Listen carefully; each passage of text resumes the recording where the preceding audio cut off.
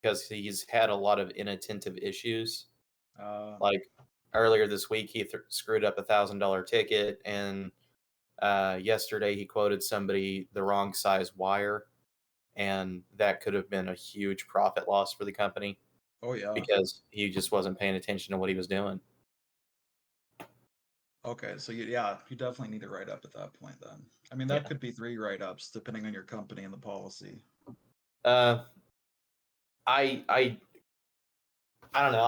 I screwed up left and right, and I had a really forgiving manager, and I feel like that's yeah. kind of where I base myself from. So I don't know. I feel like I should have been fired multiple times, and my manager kept sticking his neck out for me. I would hate to come from that and not be willing to do the same for another kid. Oh yeah. Right. It all depends on the company and the circumstance and the procedures. It's Yeah. On a high note, I might have a date soon, so maybe I can take it to a playhouse. Hello. Hello, can you hear me? Yeah. Yes, we can. Okay, we are all here now. I am trying to get the last of my notes up. Should be just a couple of minutes. Okay. I will say where I stopped at last night, if one of you guys don't mind helping me real quick. Whenever it comes to picking your path, Yeah. I'm going magician. How do you how do you determine your starting gear? And two, how do I know how many spells I get?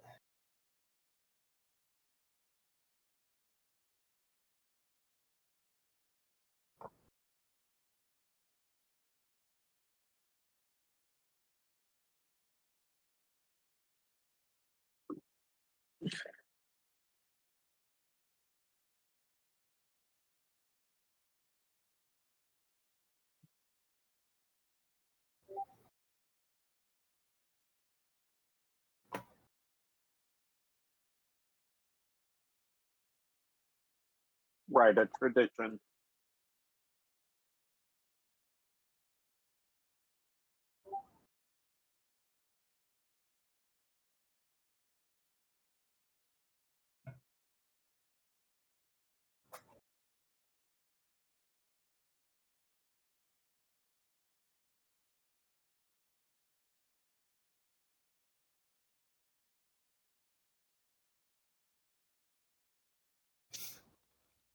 For magician, you can start with one tradition, and then it says you can make 3 choices. So each of those choices, you can either choose another tradition or learn a spell. Also, magicians, for each tradition that they learn 2 cantrips or 2 0-level spells. Oh wow! And then how So many times you can cast each spell is based upon your power rank. gotcha. So if I have power 1, which I think we all do, I can cast each of the spells that I have once. No, let me find the chart.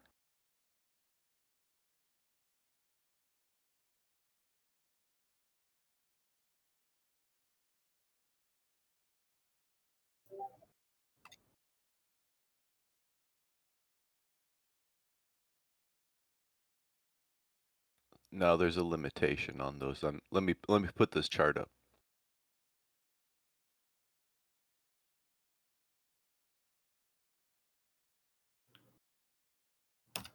It's on page 112 of the core book. Let me go to it real quick. Can I open up 2 of the core book? I'll just memorize where I'm at. I'm on page 55. You said page 112? I put the chart up so you can look at it right there. Oh, sweet. Thank you. So if you have power rank 1, you can cast each of your cantrips twice, each of your first level spells once. Oh, wow.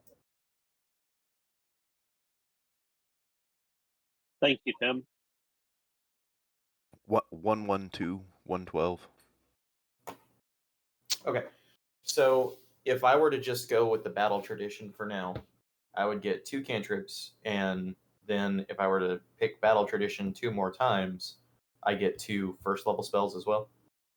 Yeah, if you just wanted to take the one tradition, you'd get 2 cantrips, and then you could take 3 other spells, whether they're cantrips or first level spells. That's up to you. Okay, I think the battle one only has the 2 cantrips anyway, so that actually opens up quite a lot of utility for my sword arm. So that's nice. Okay. So I thought health was equal to strength. Is that not accurate? It is, but when you get to first level, you also add some extra onto it. Nice. Okay, yeah. Sorry we didn't get to this last night, guys. But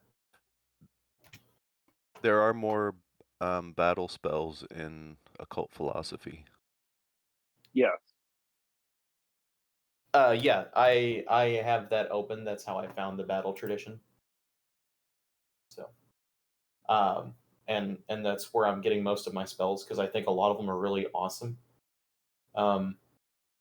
So whenever a spell has the option to sacrifice on it, how does that work? There are more. There's also some more battle spells in the core book if you didn't see those. That way, if you want more cantrips. Okay, yeah, I'll scroll down and look at those. But so like, there's a spell called Killing Urge, and it's got 2 different effects. One of them says sacrifice. It says you can use it in action and expend a casting of this spell. So basically, I can just, instead of casting it, I can get rid of it for this other alternate option, right? Yeah. Okay, cool.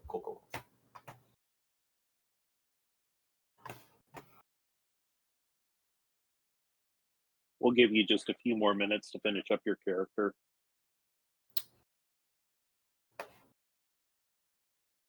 I mean, I can send you what I have now. All I have left. I know what my professions are going to be. I just haven't typed them in yet, and I just have to type in my spells. I think everything else I have is good. But what was one of you saying about how you figure out your starting gear?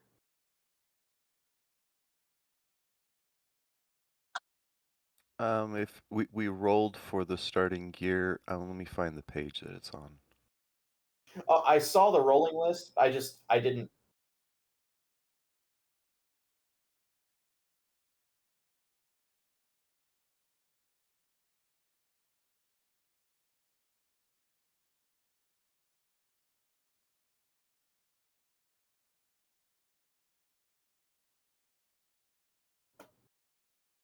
Okay. On page 25, it'll tell you what you can start with based upon what you rolled. Right. I knew that list was there. I hadn't rolled in front of you guys, and I didn't want to do it privately, and I didn't know if that's how Kevin wanted to do that. Yeah. If you ever run across that, just go ahead and roll in the dice channel, and I can see that, and then just let me know that you rolled. Okay. What was the command for rolling again? Was it /R or just R? No, it. Oh, okay. Yeah. Cool. That was the other dice roller that we used before I switched to this one that you're thinking of, John. The one from Roll20. Right. Okay.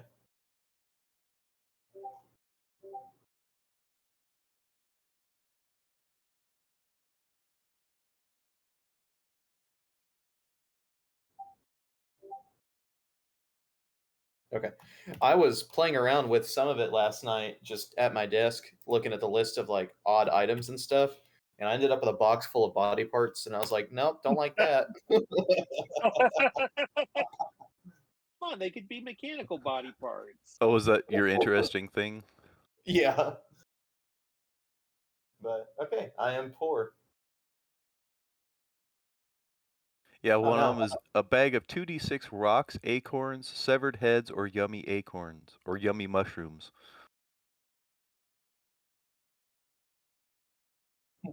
Yeah.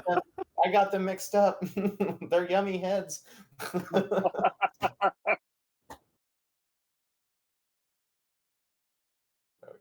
Okay. or a newborn baby that might or might not be yours. Or oh god. Can't. Dude, if I fucking ended up with that, do we need to roll on that, or are we just not doing it? No, Oh, the- I'm not necessarily doing the interesting items. But if you do roll for one and you like it, you can definitely keep it, and we can write that into your story. Dope. Okay, I am poor. You have a staff or a club or sling with 20 stones. Patch, clothing, sack, bread, water can, tinderbox. 2 by 6 bits. Huh. I'll take the tinderbox and the pouch with 2 die 6 bits. Nice. That's the only thing I can use out of this. Does anybody want a staff, club, or a sling with 20 stones?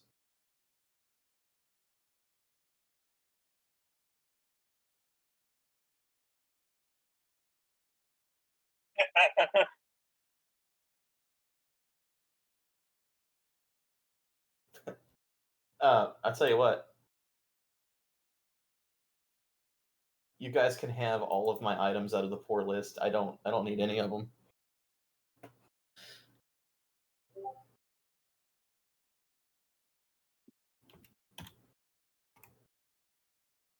Okay, real quick, I want to run through. Real quick, I want to run through everybody's name to make sure that I'm pronouncing it correctly. Tim, I have Phoenix for you. yeah, that's correct. Okay. Phoenix or Phoenix, whichever one. Okay. David, I have Greg. Is that Gelgreg. pronounced correctly? Gelgreg. Gelgreg. Gelgreg. Greg. Yep. Okay. Thor, we've got you with Yana. And John, I have you with Zalem. Salem. Salem? Okay. Yeah. Let me make a note of that. And that's sorry, I didn't mean to type that in the roll chat, but that's what I ended up rolling. Are we rolling for starting wealth, Kev? We are. Oh, okay. So if you have not done that, go ahead and do that real quick. Yeah.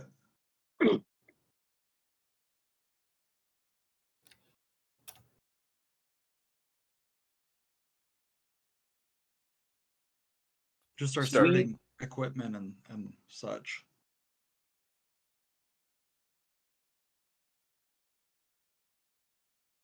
So we only start with the items from page 25, whatever we roll there, is that correct? Unless your class Let starts me- with something else, like some of the warrior classes sometimes start with an additional item. Oh, okay.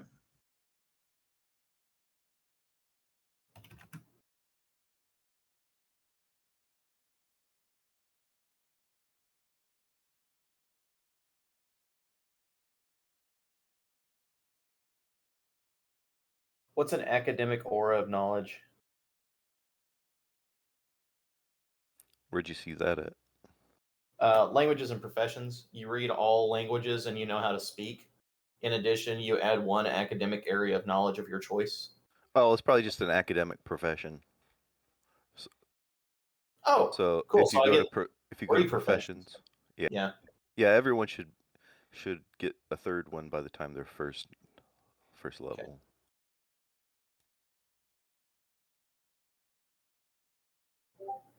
Ooh. Hey, actually, under cantrips, it says whenever you discover tradition, you only learn 1 extra rank 0 spell from that tradition.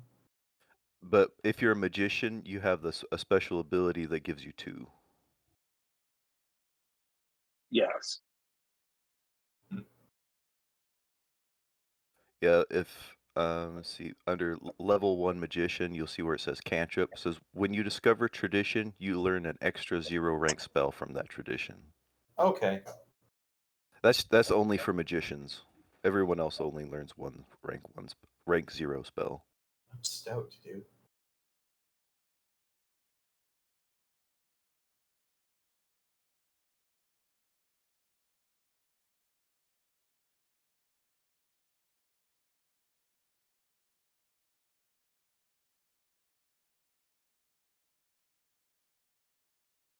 You know what spells you're going to take, John?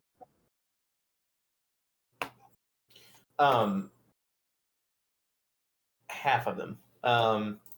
Yeah. I didn't realize that the core rulebook had more spells in it.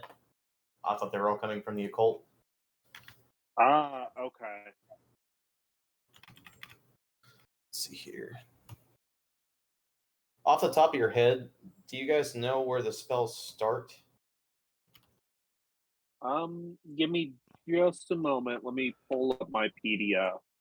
Okay. And then, do we know how much damage the sword in my arm is going to do? If I'm reading this right, it's going to do 1d6 plus 2.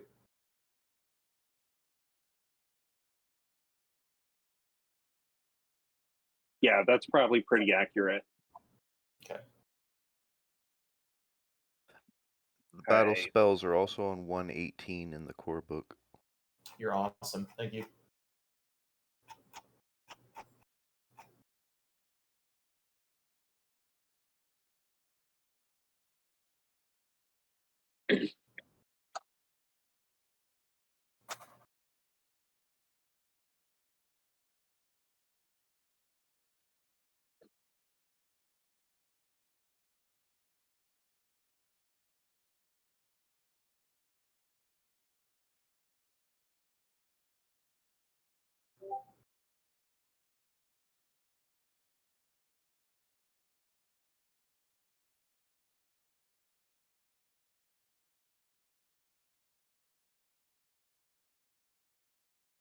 All right.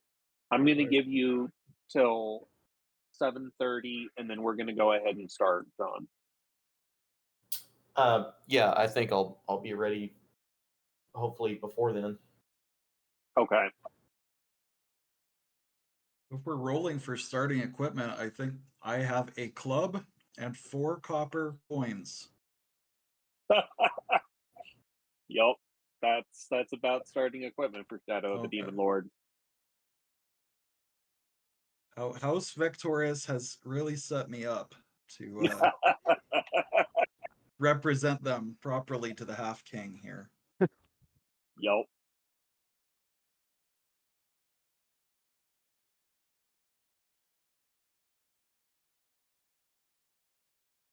I have some torches you can have if you want them. that's about all Well, I got in addition. You can I mean, have everything that I had in the poor list. Well, I mean, technically, I guess I have like some clothes, but I mean, like in terms of like equipment for like combat or like my weapons and armor, I have a club. Yeah.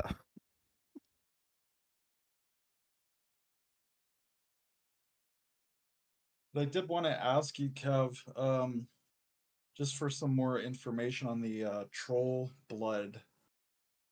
Like, Yes. how tall is the troll blood person, and like, do they have hair on their head? Like, what are their specific features? Are they gray skinned? I've always seen them in my mind's eye as gray skinned, basically orcs, under a different name. Okay. So they're going to be a size 1, just like a human, but they're actually a little bit bigger and much more muscular than a human. So what do you think, like 6'6" on average, or 7 feet, or what? I'd say 6'6" is about accurate. Okay. And my character is female, so she'll probably be like 6 feet, 6'2" or something like that. Yeah. Yeah, that's probably about accurate. Okay.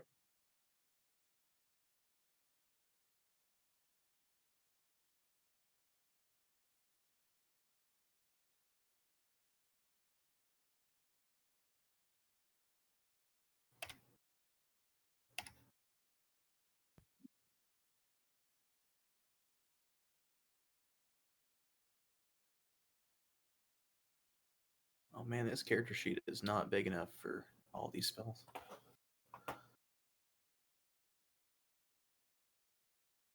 Yeah, I'm not really thrilled with any of the character sheets. That's why I always did my characters on spreadsheets.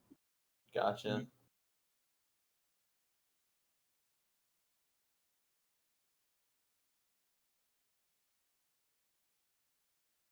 Yeah, absolutely. And maybe I'll design a new sheet for you guys that's it's a little bit better.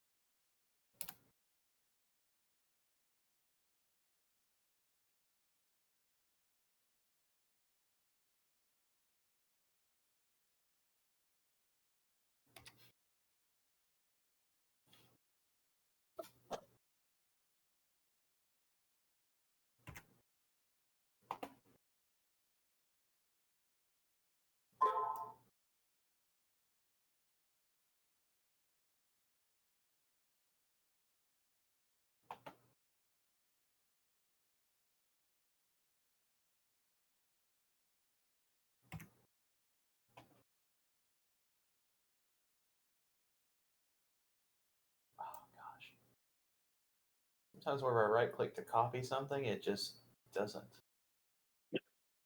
Yeah. Like it unhighlights everything that I got.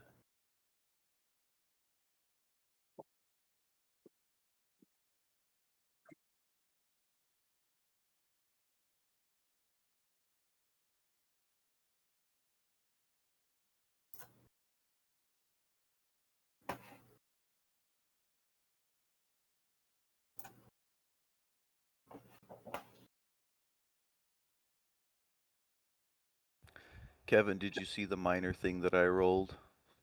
Yes, I did. Yeah.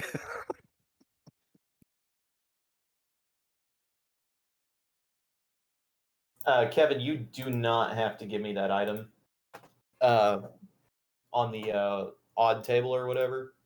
It seems a Okay. little overpowered. You know what I mean?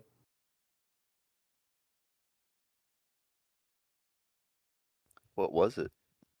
I got the here, thin shirt of mail that counts as light armor and can be worn under normal clothing, and it functions as mail but is not accumulated with other armor. I think that's okay for you to have. Do you? Can you cast with armor? Yeah, as long as you have enough strength to wear the armor. Oh. Okay. I'm done with occult philosophy. That's the Player's Guide PDF. Okay. I just need to copy and paste my professions, and I'm good to go. Okay, perfect. We'll give you about another minute to get those copy and pastes done, and then we'll start. Okay. I don't think that I started with any professions. Everybody starts with possible? 2, and your class Oh. should give you 1 more. Yeah, you get 2. You can also, instead of choosing a profession, you can choose another language. Where does it say that in the class description? Because I'm not sure all the. Let me find it.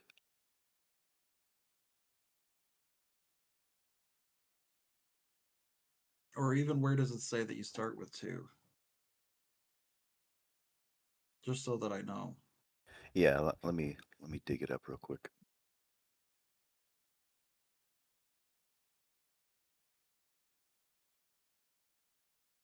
Now, what do the professions necessarily do for you? I think they just give Okay. you boons on certain rolls, yeah. So what you're looking for, David, is on page 23 of the core rulebook. And it says you begin with 2 professions. You may choose any profession you like or let the dice decide. In the latter case, roll a d6 and consult the profession types table following the instructions. Okay. And then it says after that, you can trade out a profession to learn to speak another language or gain the ability to read a language you already know how to speak. Oh, okay, I see it now. I didn't scroll down far enough. I was looking at the previous, because the previous couple pages are like tables. Right. I didn't realize the text continued after the tables. That's my mistake. And then under first level warrior, it tells you languages and professions. You add one common, martial, or wilderness profession. Okay.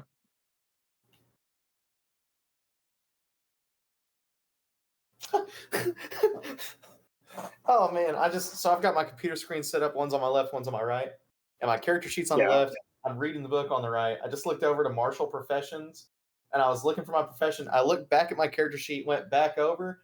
Criminal's right above martial, and the first word I popped on was prostitute. I thought it was under martial professions. I was like, what the hell? It's a special order of Amazons that are also prostitutes. I'm in. Giant man made out of metal. I've successfully infiltrated.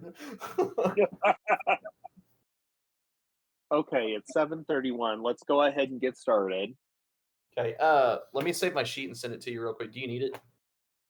I'd like to have it, yes. Okay. And then you can let me know if I forgot anything. Like the only equipment I'm gonna have is that mail shirt. So. Okay. And of course your key sword. I've got that under weapons, under sword arm. Okay. Yeah. Cool. So I am good to go, and I'm gonna make sure to click the fucking save button this time.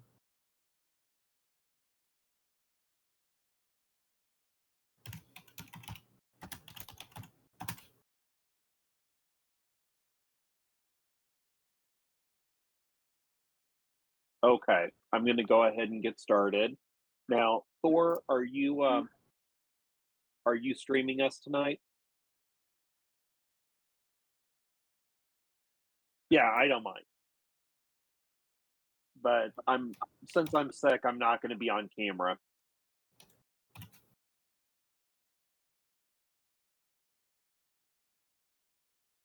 Okay.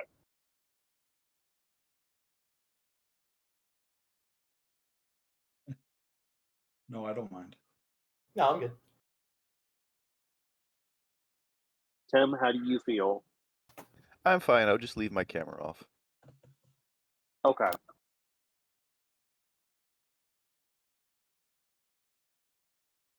All right.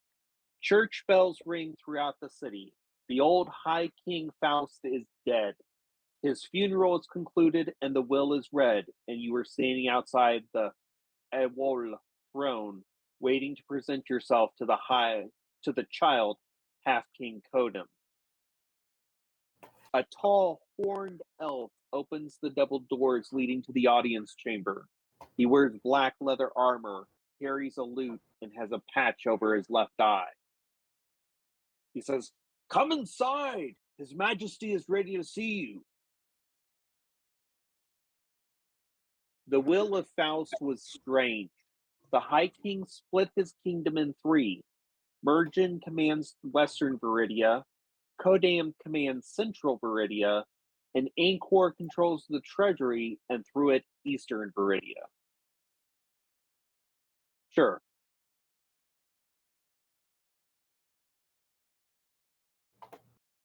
Mergem, Ankor,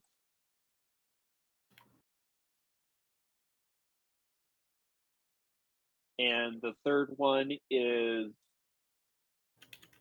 Codiem, the one that you are working for.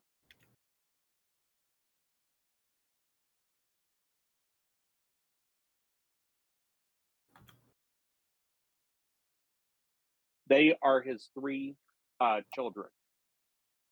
Mergem is the oldest, Codiem's the youngest, and Ankor's in the middle.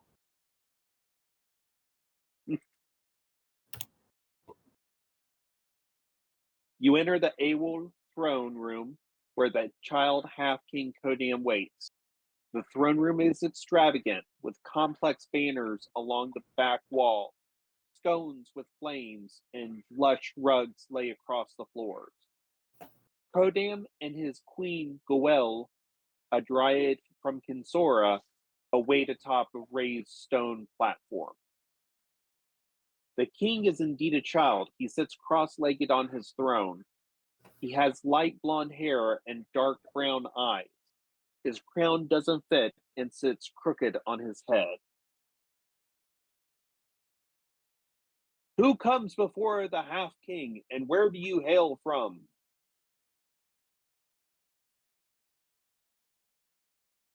And he points towards the metal wizard. Which one of you was I with in the backstory? Do what? I was with somebody in their backstory, I think. Or two of us had agreed that we were part of the same backstory. I want to say it was Thor.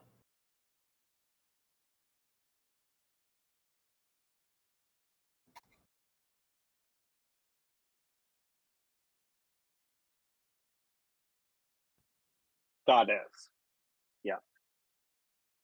What city are we in currently? You are in Aberwin, which is the capital of Viridia. Okay. I'm just gonna pick one of you and say that I'm with you. Okay. Now, you are representing, I believe we talked about Hammermill, the city of the dwarves. Yes, that's what it was. I thought one of you was playing a dwarf. That's why. Okay, never mind. That's what it was. I was thinking about playing a dwarf, but then Kevin liked the troll blood a little better. I think I'm still nominally based in Hammermill though, because that's the seat of House Vectorus, which I represent. That is correct. Yeah. That is okay. correct. I knew it was one of you.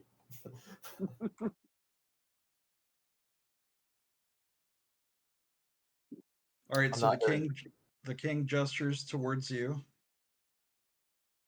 Mm-hmm. And I immediately gesture towards you. All right.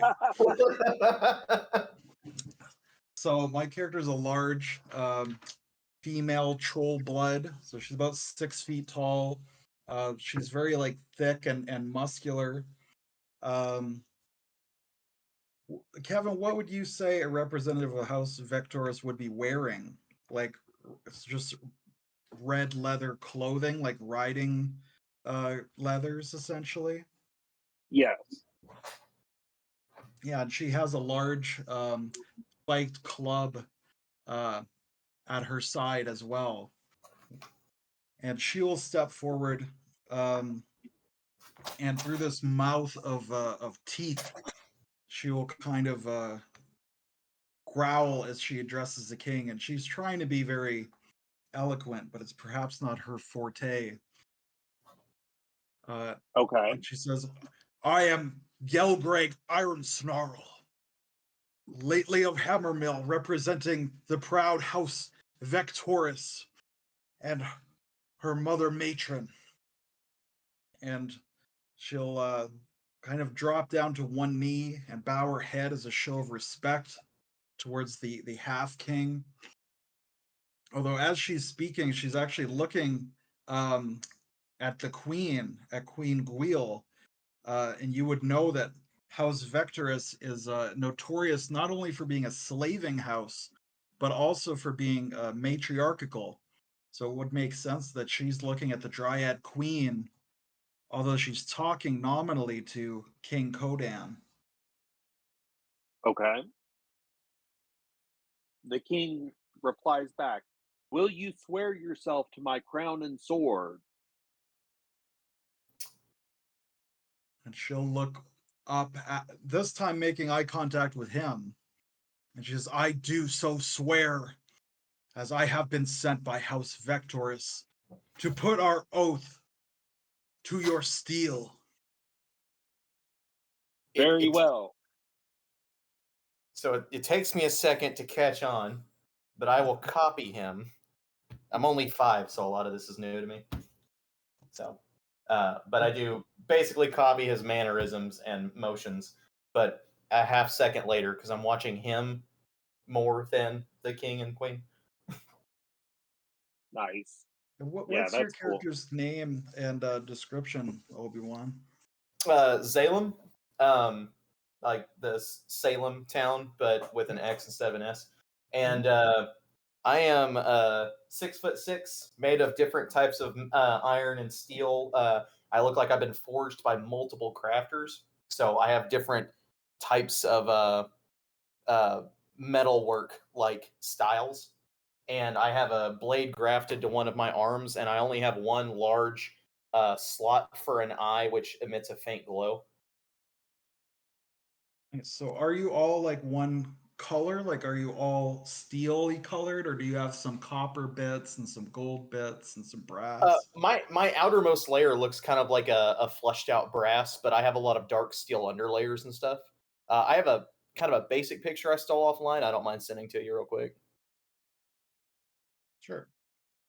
And you said your eye is glowing. What color is your eye glowing? My eye glows green, faintly, but when in combat, it glows kind of a more intense green. And my sword arm, which is actually in the shape of an odd key, the sword is, also glows green whenever I'm in combat. Yeah, the end of it is more key shaped than anything.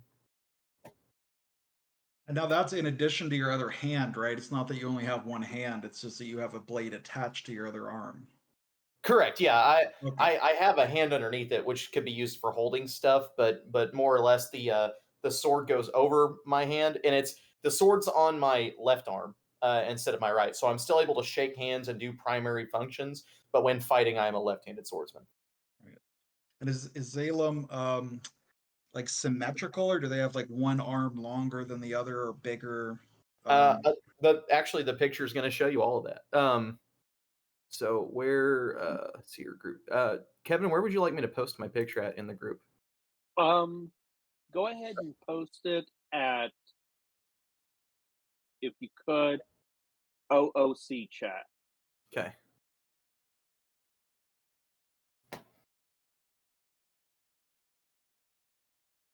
And so what's the name of your species? I'm Clockwork. Clock Clockwork? Forged. Yeah, Clock Clockwork. Forged. And what is commonly known? What might my character know about the Clock Forged? They're very similar to Warforged you find on other settings. And essentially, they were created during the War of Magic to be used as shock troops. But the process of creating them has been refined over the years, and now they're really used more generally. But very often they're seen as inferior creatures by organics. Ah, okay. And of course, some of you may know also that Galgreg, as a troll blood, would definitely be regarded as one of the savage races from the horde lands of the far, far north. So they're relatively rare, I believe, in Viridia, but probably are not well regarded at all either.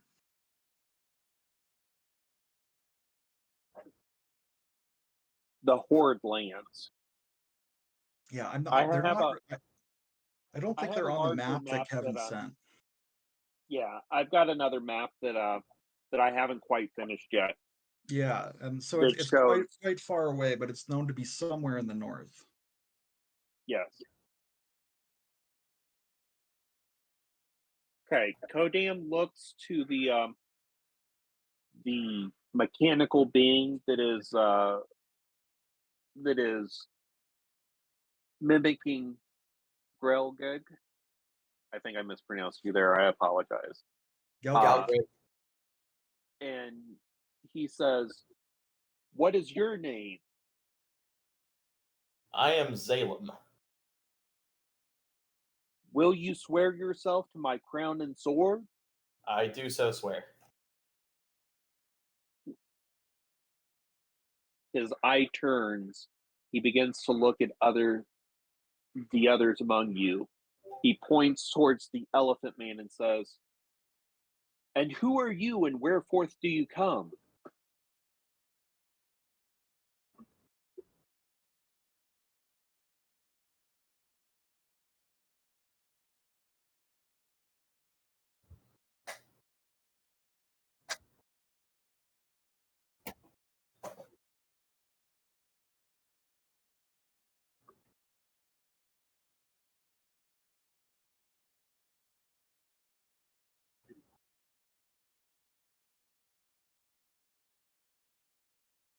"You swear yourself to my crown and sword?" "Thank you." He looks around, and there's more people that are coming into the audience chamber, so it's not just the two of you, the four of you. And finally, his eye rests upon a Nekujan catfolk. He says, "And whom are you?"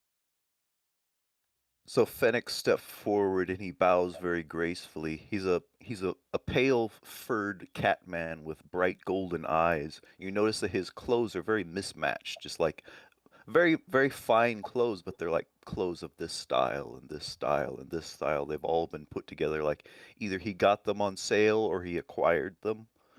And he steps forward and he bows very gracefully, and after he bows he does almost a pirouette and stands up, says, "Ah, it is most honorsome for Phoenix to be greeted by the most esteemed lord. My name is indeed Phoenix Down, and I have traveled all the way from the western extent of your kingdom, from what was the name of that city? What was it, Vera? I closed the PDF that I had with the names. You mean just Dara, perhaps? Yeah, Dara. I traveled all the way from the western extent of your kingdom, from Dara, and I am here representing a group of very esteemed, noble, wealthy merchants in that city who wish to extend also their gratitude at being recognized by you, and they wish to honor you, and they wish to swear allegiance to you, as I, Phoenix Down, I also swear undying loyalty to you, my lord. I am oh so honored to be standing in your presence." And once again he bows. Codiem begins clapping. "I am honored to have you here. Will you swear yourself to my crown and sword?" "I swear myself not only to your crown, but your sword, and you and your entire body and will. I am yours to command." He says, "Thank you. I will call upon you soon." Oh, I wait with giddy anticipation at your words. He continues doing his pointing thing with many other people that have come into the room, and as the coronation of the Child King is concluded, there are courtiers and bannermen in the chamber milling about. They've been waiting to try and get 5 minutes alone with the king. The Child King has not left the throne room and is speaking with an older warrior who wears a gleaming breastplate and has a wicked sword at his side. Can I get everyone to give me a perception challenge roll?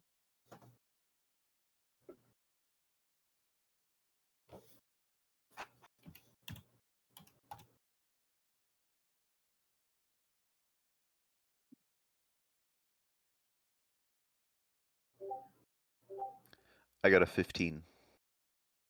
So again, we're just rolling a d20. Yes. Basically, the we're- way a challenge roll works is the DC is a static 10, and if you roll above 10, then you save. If you don't, then the negative thing happens. I would argue that I did not make it, as I rolled a 1. I will how does my agree with you. perception? How does my perception stat come into play? Yeah, I'm curious about that too. Take a look at that. That's for like a static perception. Oh, so like that's passive. So like if something's happening, that's what I have. Yeah. Okay. Yeah, Cool. exactly. You can also add your will, any will modifier had to add to that roll. Yes. So that may raise you up to maybe a 2. I rolled a 16, and my perception is 10, but that's only for passive checks. Okay. You have succeeded. I'm too busy mimicking Gilgreg. Salem, you did fail. Thor, did you have a will bonus?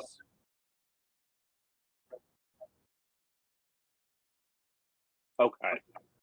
Then you did not save. And Tim, you did save. Wait, how does So- will come into this? You just add your bonus to the roll. How do you know if you have a bonus?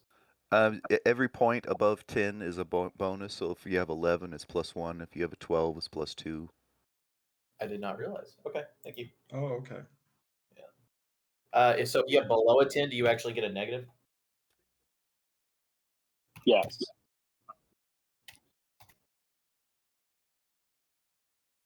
Mine did not. Mine did not. I think Thor is using my spreadsheet, Oh, okay. which No, I'll probably transfer to one soon. okay. So let's see, who was it that failed? Thor and Me. Salem? Yeah. You are surprised. And Tim, can you explain what surprise does in combat? Oh, we're going into combat. Let me see if I can find it. Double check. We're about to enter combat, yeah. Dude, whenever you said that your name was Phoenix Downs, I almost spit tea all over my monitor. Oh my god. That got me off guard, dude. It's uplifting, even. You're Phoenix the cat.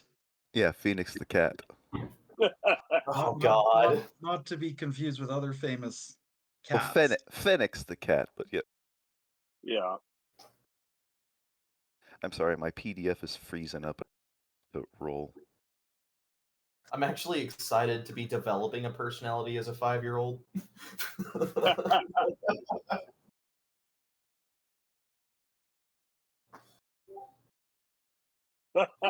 Oh, God. Okay, awareness and surprise. Many times a creature being attacked or unaware of their attackers. When the DM decides surprise is possible, everyone on the side could be surprised. Makes perception roll. On a failure, the creature becomes surprised until the end of the round. Let's see. My stinking PDF is free.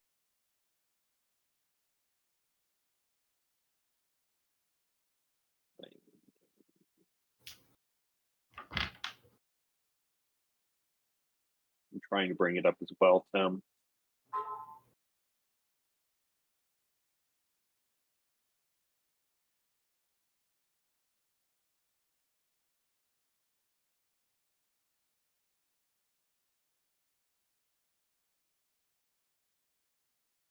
Okay. A surprised creature cannot use actions, cannot move, and automatically gains a failure on challenge rolls it would make. Hmm.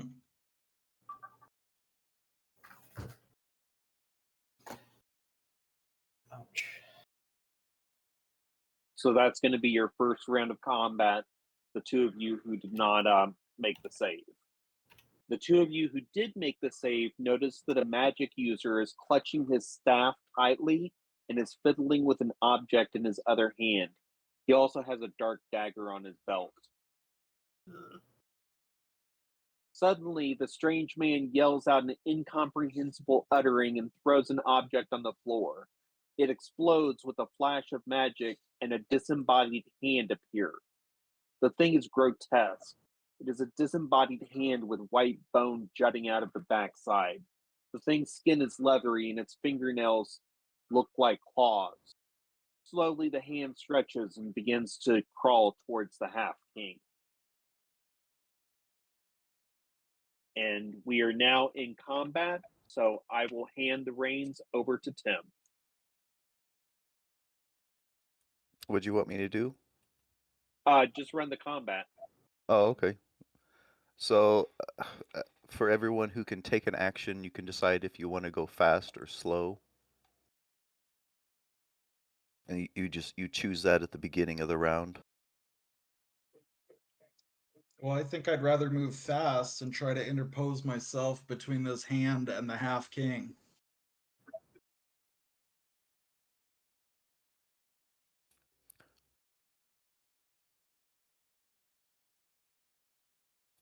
Correct. Correct. That is correct. Yeah, so I want to interpose myself between the hand and the half-king, and that's my turn. Okay. I'll go slow.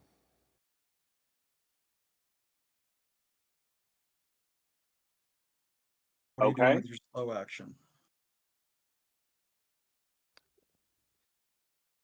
Well, let everybody The who's going fast go first. Oh, okay. yeah, So I we need wasn't to sure if it decide was who will. everyone declares and then they all trigger or not.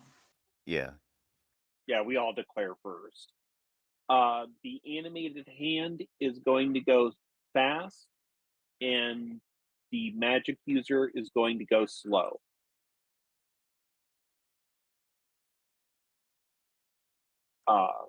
Hey, that's me.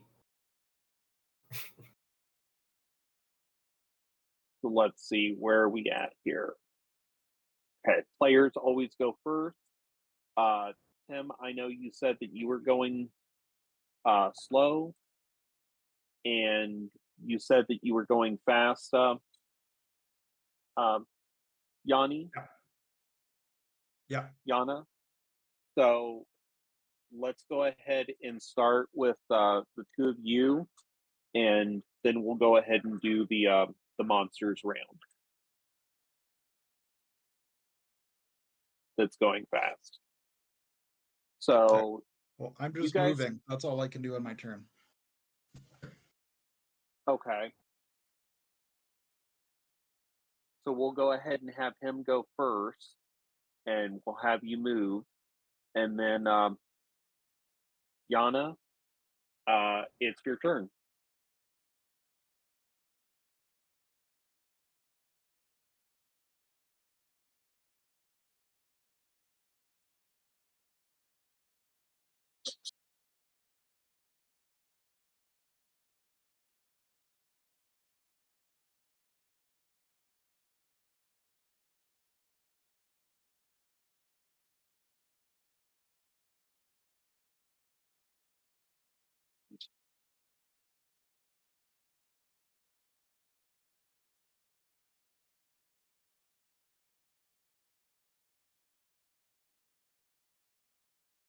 Yes,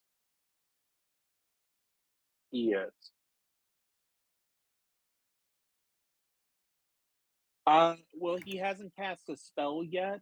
All that he's done is thrown an amulet on the floor, and it exploded.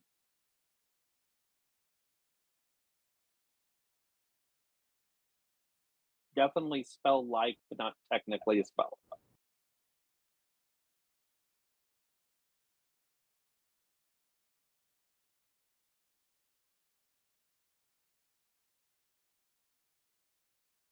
Okay. So you're going slow. So we'll go ahead and do the animated hand next. It is going to do a leaping attack at Grelgit. My defense is 10. Okay. Let me go ahead and roll this up.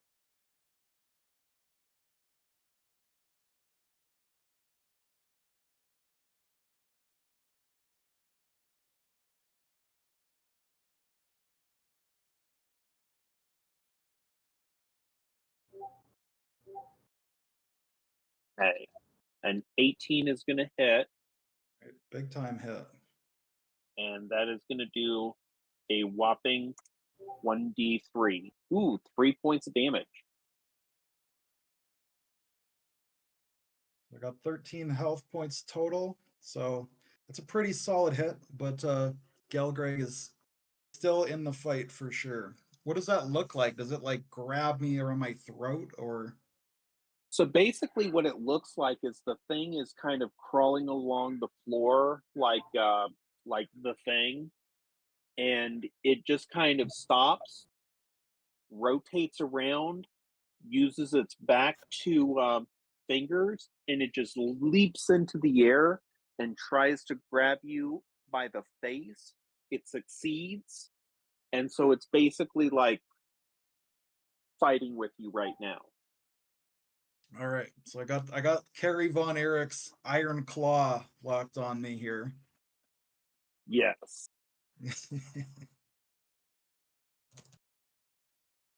Okay. That is going to bring us to our slow people. Let's go ahead and do Yana first, and then we'll do Tim.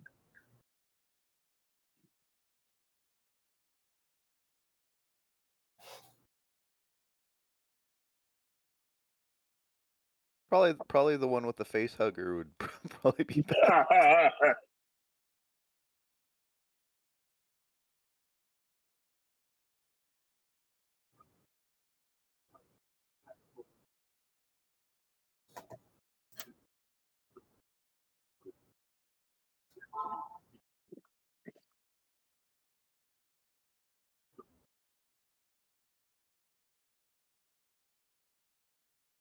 Okay. Yeah, about. Yeah, it's about 6 seconds.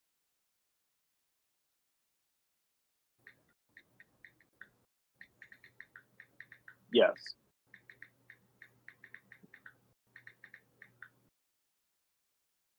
All right. What do you want to do with your second action? All right, so you're gonna move away.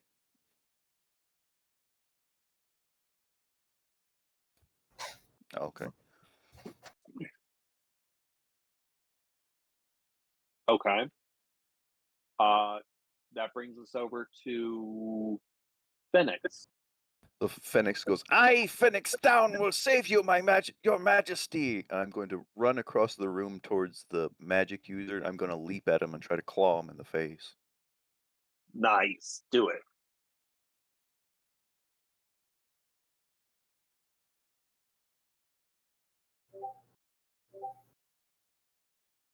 Yep, that's going to hit. Yeah, I think that hit. Yes, Are there it did. crits in this game? Not automatically. It's like it depends on what your character class. If they have an ability, like it was, if you roll over 20 and it's over 5 over what their armor value is, then you might have an additional ability. Like warriors have that ability. If they roll over that, then they might add an additional d6 of damage. That's sick. But not everyone gets that. It has to be like a specific ability. So Phoenix charges across the room, leaps into the air with claws pulling out of his fingers, and he just slashes right across the face of this dark wizard. I taste your blood. I The wouldn't do wizard that. the wizard steps back. His face is now bloody from the claw marks, and he just looks at Phoenix and says, "You'll pay for that, cat." I have good credit.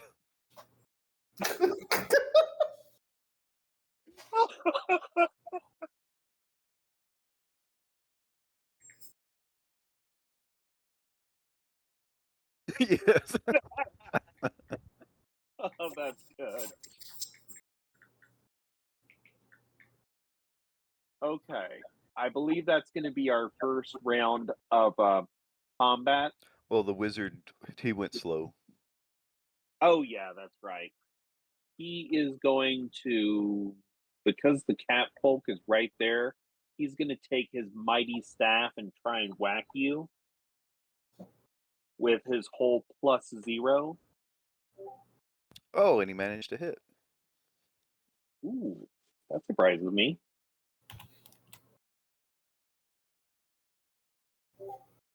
Okay, And he rolled great max. roll. He should have been a warrior. Yes, he should have. So he whacks you with his staff.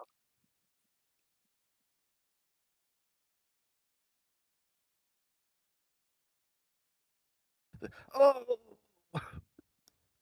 my wounded shoulder! How dare you!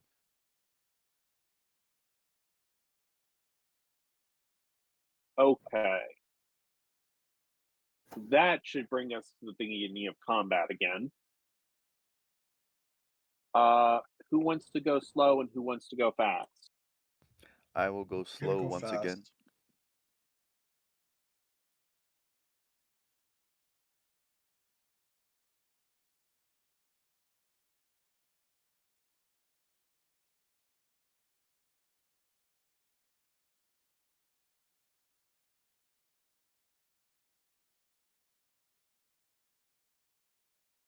Okay.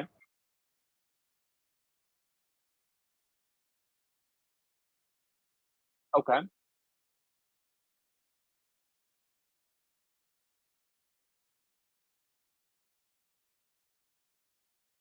Okay. What about Grelgig? I'm gonna take a Grelgrig. fast action. Okay.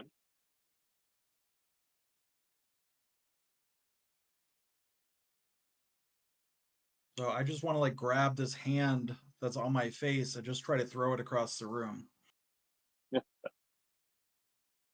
Okay. And what about Salem? Fast or I'll slow? take a slow turn. Hey, what all did surprise do to me? Like, am I still affected by that? That was No, that's ended. Okay, cool. Yeah, I'll take a slow turn because I'm gonna have to move up to be able to cast. Okay. Yeah.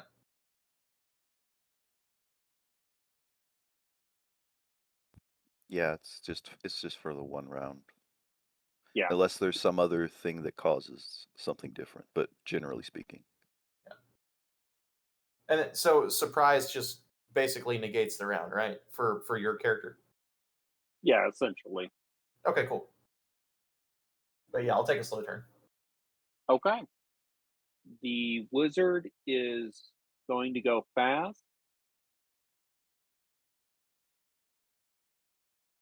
And the animated hand is also going to go fast. Okay. Yana, you are up first. Are you just going to stay out of the line of fire and continue with your casting?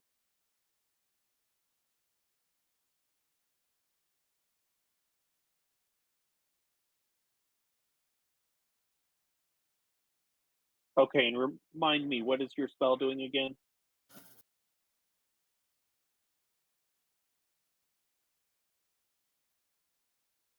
Go, Greg. Go, Greg. Yeah.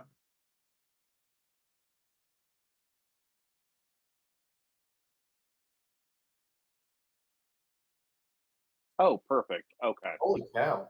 Nice.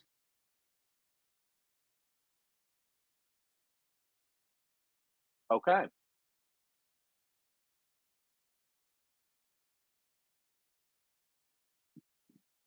Okay, awesome. Grogrig. I'm going to fight that for a couple of days until I get it straight. It's all good. You are up. So I just want to grab this hand and try to throw it off of my face across the room. I don't know if there's any specific rule for that. Do you want me to make what kind of tests? I guess combat tests are based off of strength anyway. Well, they can be strength or agility depending upon the attack. I'm gonna say if you're trying to get something off your face, it's gonna be agility, not strength, because you got to get around and get a good handle on that thing. So go ahead and make me a combat attack using your agility to see if you can pry it off. Okay, well, I don't think I get any kind of bonus for an unarmed combat attack. I've rolled a natural 1. So that's fun. All right, you fail to dislodge it. Now I think I'm supposed to get those boons, but I don't. I think on a natural 1, it probably doesn't matter, right? It would only be a 1d6 anyway. Right, because the way boons work is you'll roll 3 boons, and then you'll take the highest of the 3 rolls. Oh, I see. I see. Okay. So that's my action. I'm just Okay. staggering around trying desperately to get a grip on this thing, and it's just crushing my face.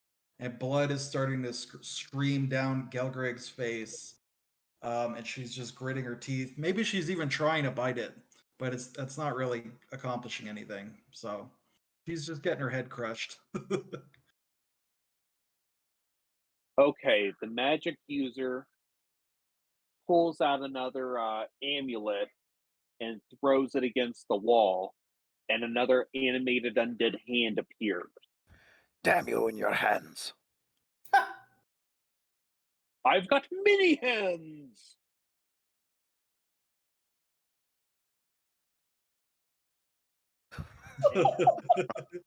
He should have said, I'll give you a hand, your majesty.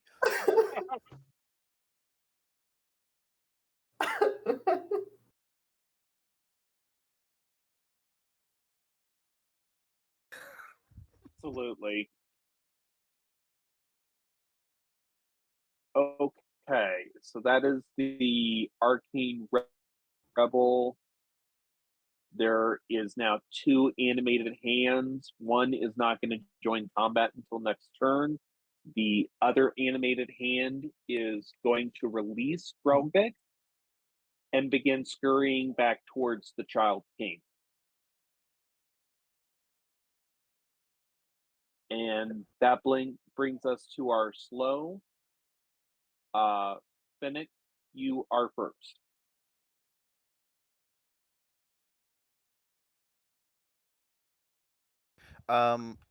Did the wizard move away from me, or is he still next to me?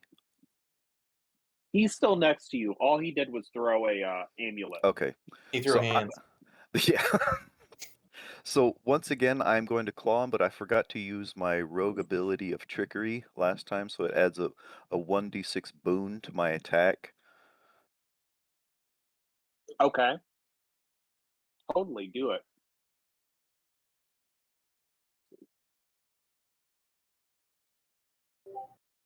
So that's a 17. Does that hit him? 17 does hit. Okay. And if I hit with that attack with trickery, it also does an additional d6 damage. Good. Okay. Yeah, let's do it. So he takes 6 points of damage as once again I'm trying to aim at his throat to try to hit his jugular, but I probably slash across his face once again. You do slash across his face, which is now just pouring out blood, and he falls to his knees and begins grasping his face. I also use my ability called Nimble Recovery. I'm going to use my second action I can heal damage equal to my healing rate, and then I move half my speed away without triggering free attacks. So I'm just going to withdraw from him for about 15 feet away. That is solid. Okay. Okay. And that's the end. Okay, cool. Salem, you are up. Okay. I can only use nimble recovery once a day. Okay, I'll note that. All right. So looking out, there's a hand that just fell down from a wall because dude threw hands. A hand that just fell off of Galgreg's face that's running towards the king that I just swore allegiance to, and Yes. bloody face man.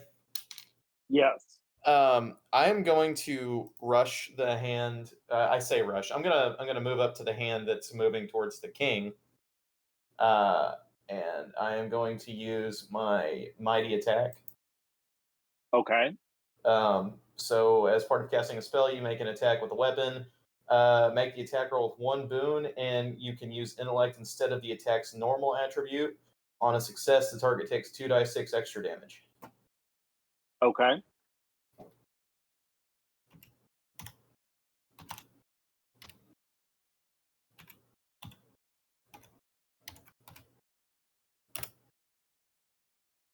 All of that for an 11.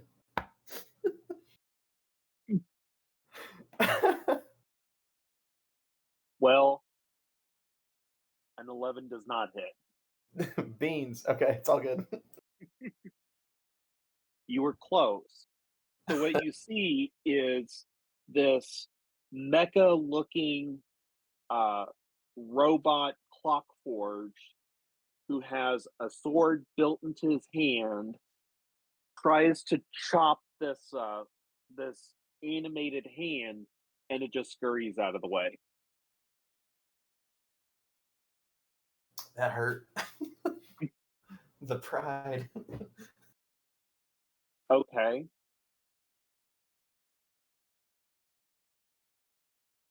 Yes, it can. Okay. That's going to bring us to the next round. Who would like to go fast and who would like to go slow? I'll go slow. I'll go fast since I'm already on the hand now. I go slow.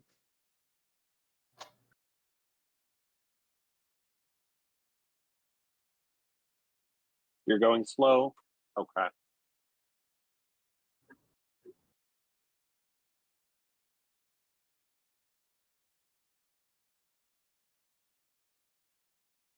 Yes. Greg, are you going fast or slow? Slow. Am I the only one going fast? Yeah. I feel like a chump. The Hey, you get to go magic first. user is going to go slow. And each of the animated hands are also going to go fast. Okay.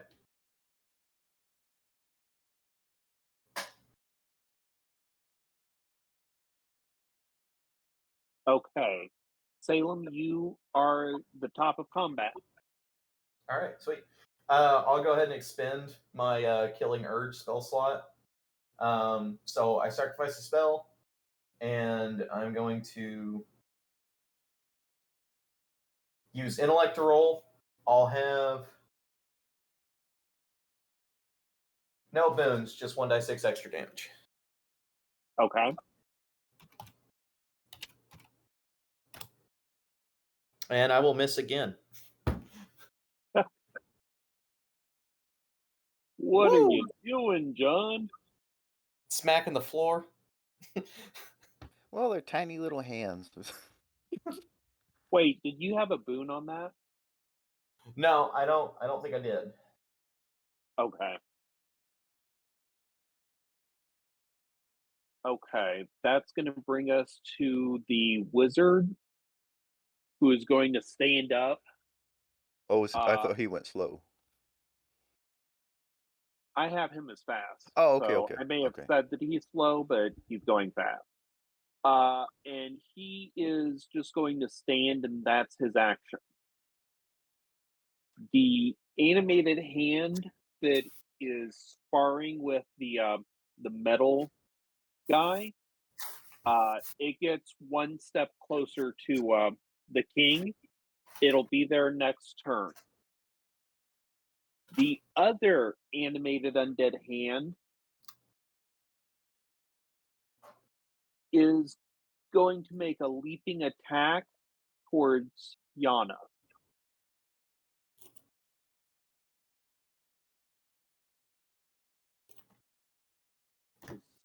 Here, so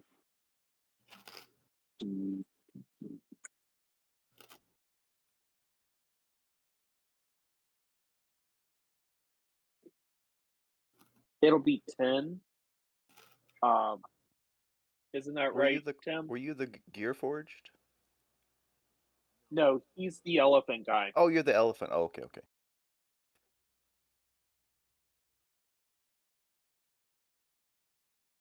Okay. All right, so 12 is going to hit you, and basically what's happened is the same thing. It's getting in your face, so you can continue your spell right now because you already started it on your turn. But coming the next turn, you're going to have to try and get this thing off your face. And let me roll some damage here. 1d3. 3 points of damage.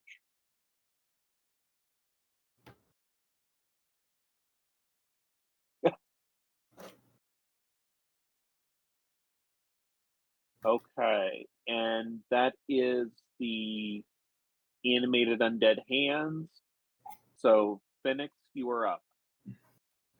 Okay, so I am going to close in once more on this wizard. I'm hoping that if he dies, then these hands will lose their will to grasp and The clutch at hands? things. Yeah. So I am going to charge towards him once again since I moved away, and I'm going to take a swipe at him with my now bloodied up claws. All right, give me a roll.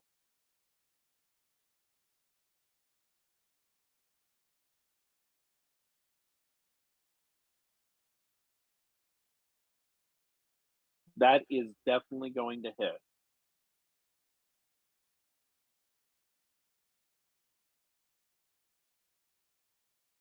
Once again, 6. The magic user just kind of starts to implode after you scratch his face. He kind of just like folds in on himself until he's just this fleshy ball, and then it just falls to the ground and the goo goes everywhere. Just a giant pool of it is everywhere. I just acquired these clothes! Goo. Bloody mess of this guy just completely imploding on himself. Wizard all- piss. Yeah. Do all his belongings and everything crush in with him? Or? No, his staff does not crush in, but his clothes do.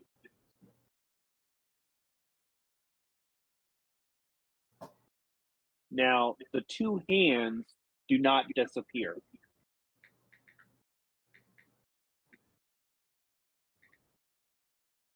They just keep doing their thing. So that brings us back to Yana if Phoenix doesn't have anything else. No, I moved up to him and attacked. Absolutely.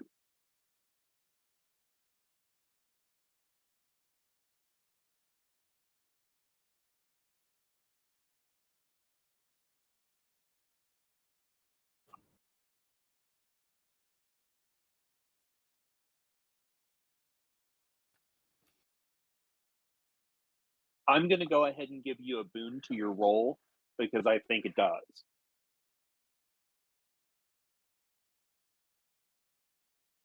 Yes.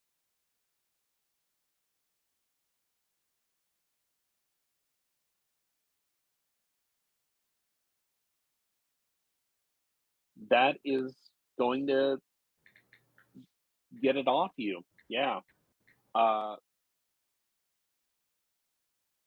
Do you want to do an attack roll to see if you can throw it off? Or do you want to just pull it off?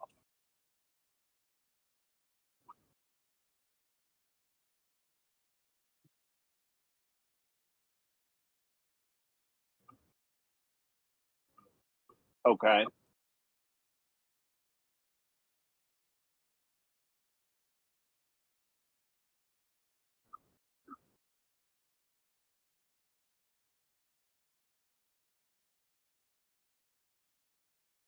I tell you what, give me a 1d3 damage roll.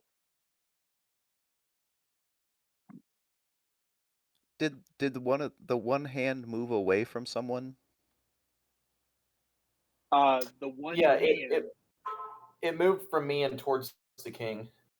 Okay, so you technically could use your triggered action to make a free attack on it when it does that. I could have. Yeah.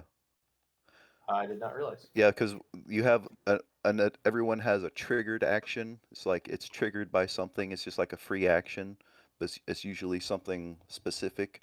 But if something moves away from you, it says when a creature in your reach willingly moves out of your reach, you can use a triggered action to make an attack against that creature using a melee weapon. So you could Well, use if your I had sword a arm. melee weapon, I could have done that last turn then. Oh, did it move away from you? How? Yeah. Oh, okay. No boons and no bonuses. Is this my good roll? That's so. Give me some damage. Okay. You obliterate it. Oh, dope. Tell me what that looks like. So I would actually like to say, I don't know. Can I use something other than my sword just for comic, Yeah, you can. Okay, so I'm like chopping at the floor after this thing and it's scurrying around and it starts to like move away from me back towards the king and I just lose my cool and stomp on it and blow hand debris everywhere. I love it. Your And again, boots I'm and 5. clothes are covered with goo and Whose blood. clothes? Your clothes. I don't have any. Yeah. So I have a it's scarf. on your Sorry. metal skin. Great. It's Now I'm on gonna have your to metal replace my skin. chassis.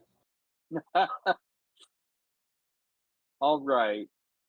So there is one animated hand still out there. It's the one that Yana flung. Greg, it's your turn. It did. Okay, so I think I dropped my club when I was trying to pull the hand off of my face. Is it a free action to pick that up or it takes a move action? That's up to the GM. I think I'm gonna say that it's not an action to pick up your weapon. You can just do it. Okay, so I'll pick up my weapon Like- as a free action, and then I'll move towards the hand and I'll attack it. Okay, give me a roll. I rolled a natural 3, and I don't think any bonuses are going to help me out on that one. No, I don't think actually there I are. do. I do get a boon, which is also 1, and Yep. then okay, and then I get like my strength bonus as well, which is a 3, but that still only brings me up to 7 total. I don't think that's hitting anything. And warriors also add another d6 to attack. 1d6 boon automatically. Or let me double. That was the boon that I rolled. Yeah. Okay, but then also there's a spell on you that gives you 1d3 boons or 3 Oh boons. yeah, that's right. That's right.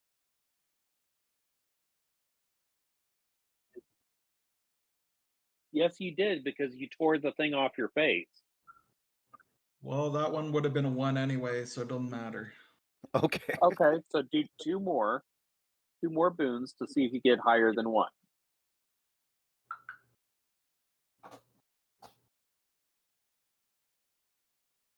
Well, 1 came up as a 6. That's the one that you use then because you use the highest one. So That 6. brings my total up to 12. That is enough to hit the hand.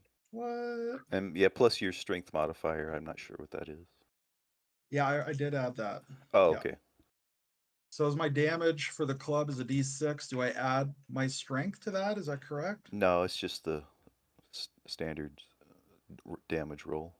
Okay, so Right. I rolled a natural 4 on that d6, so 4 damage, I believe. And this animated hand has suffered 1 damage already, so you annihilate it. Tell me what that looks like. All right, so yeah, Gelgreg is just basically sprints across the room towards this thing. You okay? And it almost looks like if you were playing cricket, if you took a run up to the ball on cricket and she hits it, and like she's trying to send it through one of the windows of the throne room, but it just explodes, and it doesn't go in the direction she wanted it to. It goes in every direction, and there's just fingers and gore all over the place, and she's just panting and looking around for something else to smash.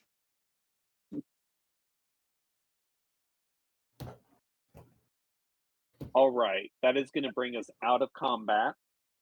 Now, what's going to happen is there's a lot of scurrying around in the throne room right now, and someone pulls the half king out of the chamber. I pick up the staff of the wizard.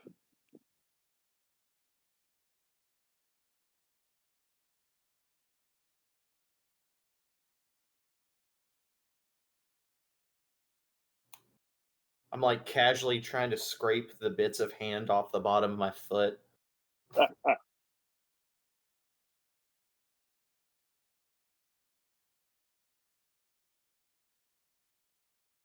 No, they have ushered him out of the room. Now, who's they? Can we make a perception check to make sure that it's not like bad people? Useless entourage. It is a knight-looking guy who wears green armor, and he ushers him out of the room.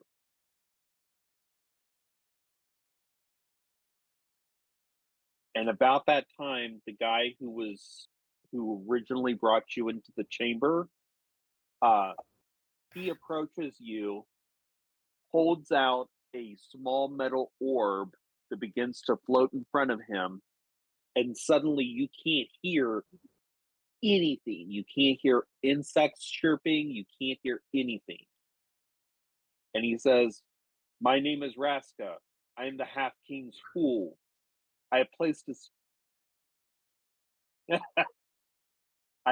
a sphere of silence around us. We may talk without worrying that someone will overhear us. Thank you for saving the life of our liege." It was my pleasure. Gelgreg will look at Phoenix with a scowl, and she says, "Why did you not take him alive? Now we have no clues." Well, I did not cause him to implode upon himself and soil my garments. You should have restrained him. He grabs his whiskers and twirls them and just looks away and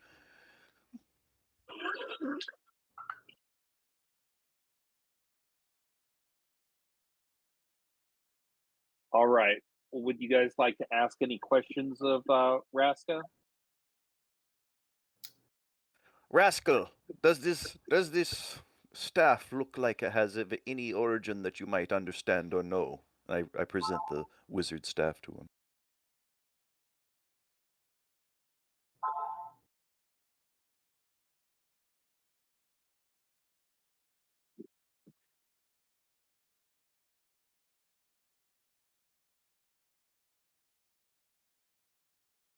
Yes. Are you asking Raska that?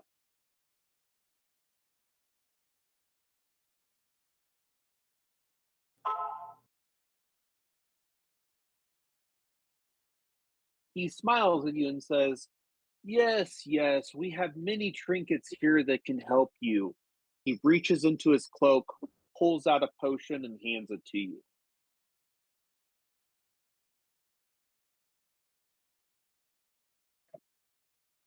You tingle over as you magically heal. And that'll just go ahead and bring you back up to full. Might I trouble you for one of those as well? Of course. He pulls another one out, but this one is in a heart-shaped jar. And he hands it to you and says, "Take my heart, dear feline." Thank you. And I stick it in a pocket. Nice. I was going to do the same thing, but I I think I need a toolkit, not a potion. Galgreg Strangely, go ahead. Galgreg snarls at Phoenix as she watches that. She still has blood dripping down her face, but she's ignoring it. She just looks back at Raska. Is the king safe?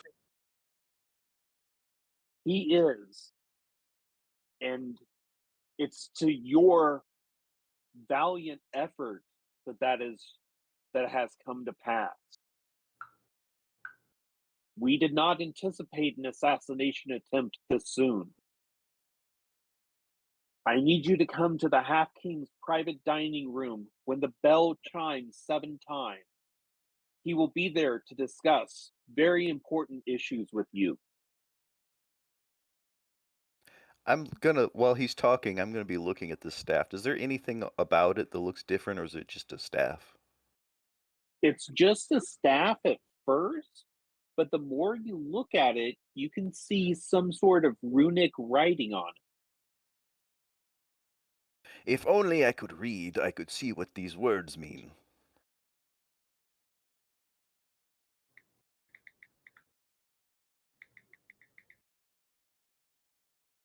No, he doesn't. He doesn't really know anything about that. He just kind of shakes his head and says, "No, we weren't expecting assassination attempts yet, but I guess politicians do move quickly." It's how you know you're coming up in the world whenever, you've got assassins and stuff after you. Also, politicians moving quickly, that is definitely a thing of fantasy. What? Politics have never been mentioned in fantasy. They move quickly to hurt, just not to help.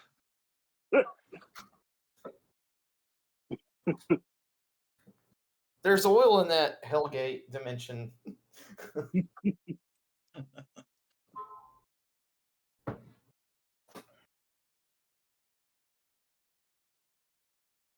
All right. Well, you guys have some time before the bell rings 7. You've got a couple of hours, and you're basically in a castle right now in the middle of the city. So, do you want to explore that castle any, or go anywhere, like perhaps to the armory or the library?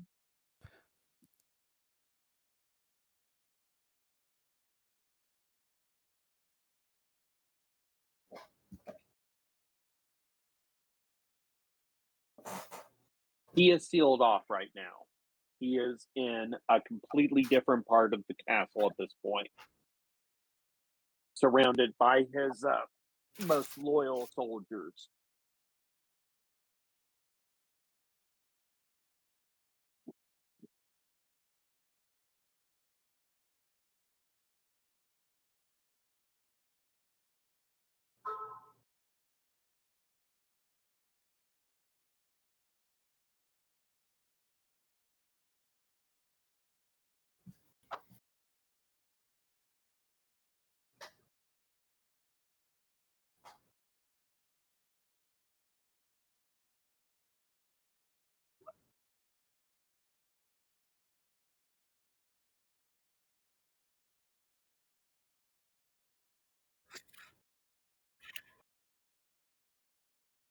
Yes, I was expecting to receive some boon for coming here.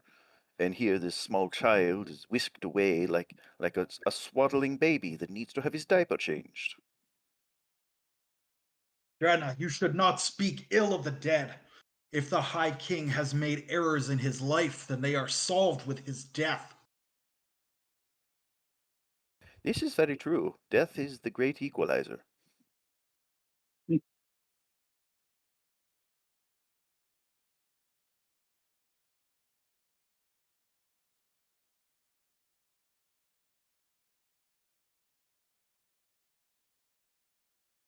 Oh, Mr. Mechanical Man, I noticed that you are a wielder and weaver of magical spells. Yeah. I just kind of know how to do it. So I acquired this staff off of the now deceased magical fellow with the hands. Perhaps could you look at this thing and see if there is any magicality attached to it? Yeah, sure. So would this just be a die 20 roll plus my intellect, or Well, do I you also get a boon from having my arcane work stuff? are you a magician? I am a magician, and I have a profession in academic engineering and magic. You should have a spell called Sense Magic. Oh, dude, yeah, I totally looked over that. I know it. Okay, yeah, so I can 5 foot radius. Anything around me. I actually think it's a 5 yard radius, but yeah, 5 yard radius centered on a point within my space. I know if there are any ongoing magical effects in the area and from what points they originate. Originate. There we go. Words. Okay. So, do you take the staff in your mechanical hands, or does the Nekujin keep holding it? Oh, I still have my hands on it. I'm just holding it out for him. Yeah, I'll just kind of 5 yard radius see if it's magical. It is definitely magical. And as the clock forged is trying to sense magic on it, it begins to heat up. Not enough that it's like burning you or anything, but it's definitely reacting to the magic that the mechanical wonder is using. Ooh, it's getting warm and tingly. I'll hold out my hand and offer to hold it. Hmm. He closes his eyes ever so slightly. Oh, you wish to hold my staff that I acquired off of the dead wizard that I killed? Look, you can still have it. I just want to make sure it's not going to murder you while I'm looking at it. Oh, of course. Please, by all means, look at it. Admire the etchings upon its entire length. It is a Do you- beautiful thing. do you- Let me see it. Handy here. Yeah, I hand it over to him.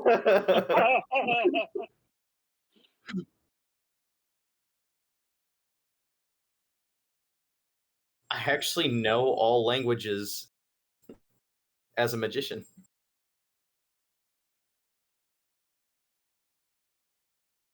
Kevin. The staff says, "This is a staff." Huh.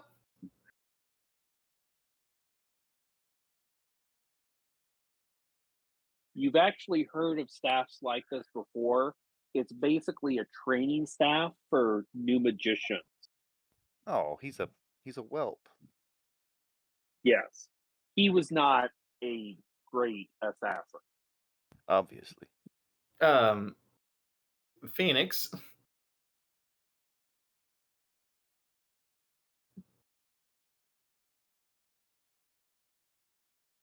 Yes. I'm a smart man, not a wise man. Thing. I don't know what I am. Uh,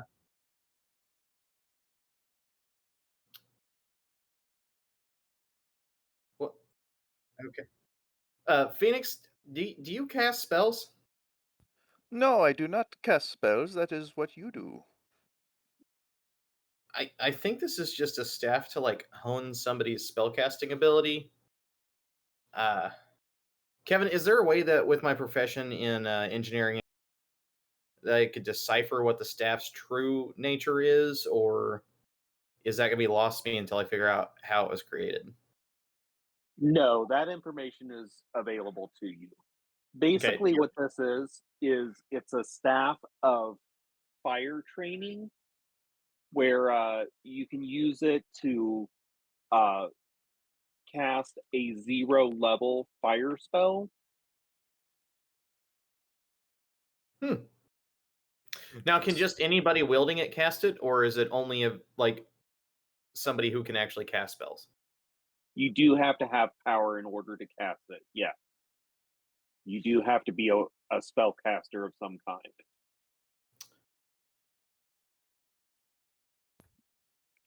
Okay. No problem. How does one look Phoenix up and down and determine whether or not they have access to the abilities on this staff?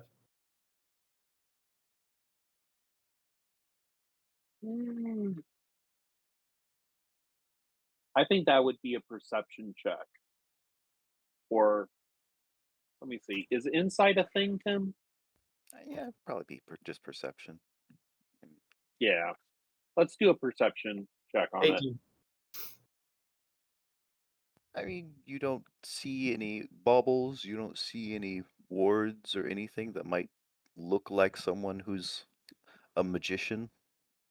Just looks like someone with a cat man with mismatched clothes. Yes. I think the abilities in this staff are going to be lost on you, but it is your staff, and I offer it back to him. Ah, but it might sell for some money. Yes, absolutely. I don't know. It does the spell inside the staff replenish every day, or is it just a one-time use? It's a one-time use. Okay, yeah, absolutely. Sell it for some money. It's all yours, buddy. Now to only find a merchant. Unless, of course, you would like to have this wonderful staff. Sticks aren't really my style. Understood. So was Zalem injured in the fight? Not at all. Okay, good. I also have If a Zalem- healing. I have a reactive healing spell as well. So Okay. Nice. Just for future reference, if Zalem is injured, do they heal essentially like a biological organism? yes. So I have two modes, active and inactive. Whenever I'm inactive, I am just considered an object. I have these keys on my back that are constantly turning, like a wind-up toy. And one is it controls whether or not I'm active or inactive. The other one controls whether I am conscious as an individual. So I can be active but not have my own consciousness if one of my keys is disabled. And basically, people can just give me orders and I do them. And then if I'm inactive, somebody has to spend 4 hours with a toolkit to heal me, to bring me back to being active, which I think they only, with 4 hours in a toolkit, they only bring me up 2 hit points at a time right now. Oh, it's 1d6 It plus is it 1. It's well, they would have to make it intellect challenge with 1 bane. On a success, then they would heal 1d6 plus 1. Okay, I thought. Anyway, but while I'm active, I am considered like a living creature and can be healed as such. Okay. Also, my character does have a background quirk where I am my biggest fear is being turned off. So, as would anyone. in fact, I was reading up on the Clockforge. If my gear stops turning, I actually have to start making saves to wrestle my soul from drifting away. Yes. And I can't reach either of my own keys. Except for the one embedded in my forearm, which isn't a turning key that controls my mental or physical state. It just, the sword that I have looks like a key. Right. Oh, and just as a clarification, magicians don't know all languages. They can read all the languages that they know. Oh, beans. So if you know a certain amount of like, I can't read anything because I didn't take reading. Right. So Kevin, you asked if we like proceed to the armory. Are we now considered courtiers of King Codiem? Yes, Are you we are. entitled? Are we entitled to any kind of boon or succor from the armory? Yes, you do. Well, seeing as how my traveling companion Zalem is in good health, then I think that Gelgreg would definitely proceed to the armory and try to get something a little niftier than this club that I have. What, you don't like a club? No. I'm imagining it was actually a leg off of a chair.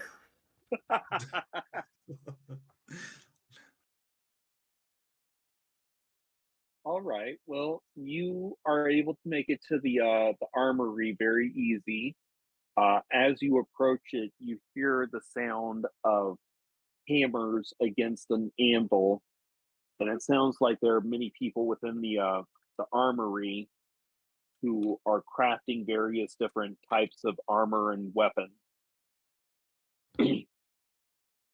As you walk in, you see that there's one specific armorer who stands above the others.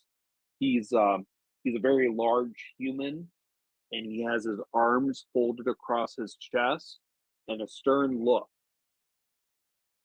He says, "You, who are you?"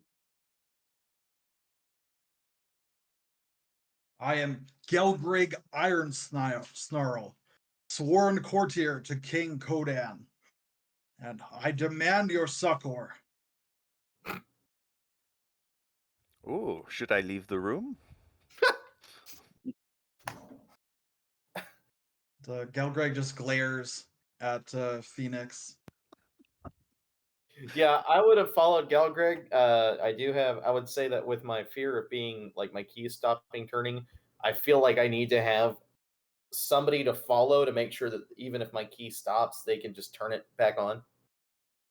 Absolutely. So is everyone going to the armory Yeah. except for Yana, who should be back in just a minute? I imagine since he said he was almost dead, I imagine he's dragging himself along. He's a nomad anyway. He probably just wandered off. Yeah. Yeah. All So right. what's He's out in the the courtyard reaction of prophesying. You've got balls, troll blood, but I've got good armor and weapons here, much better than that. What is that? Is that a club? Did you bring a club to a night battle? Banquet. It was a banquet.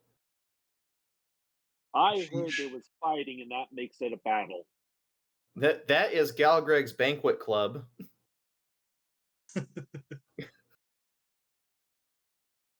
This club has been in service to the king this day. It has drawn the blood of his enemies. I think you need a finer weapon than that.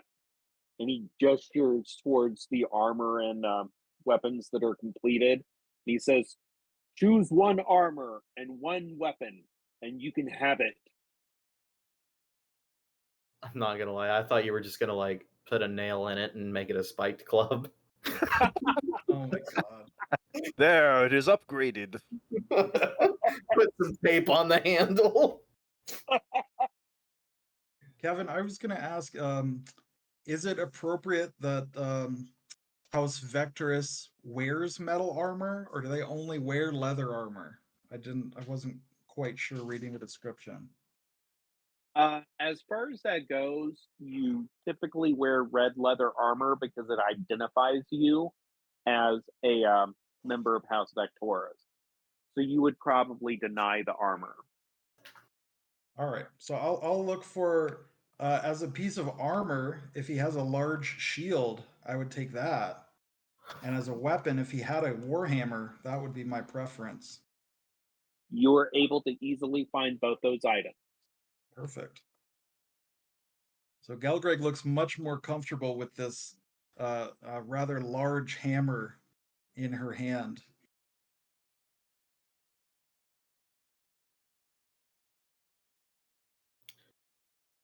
Um,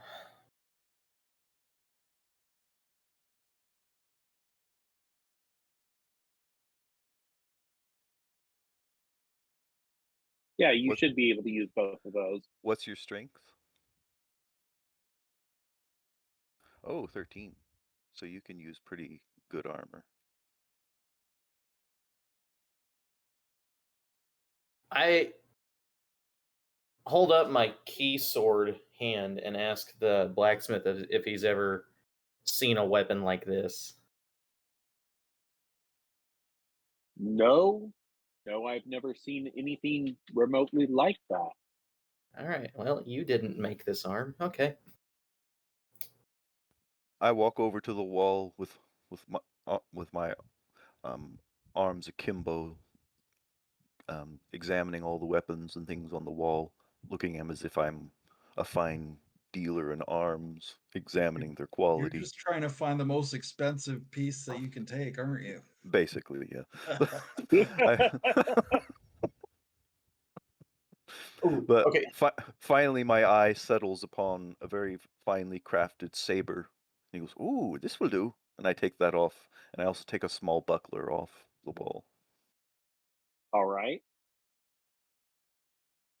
Gelgreg just shakes her head looking at this buckler, and she has this enormous tower shield, this big kite shield, and she just is disgusted by your buckler.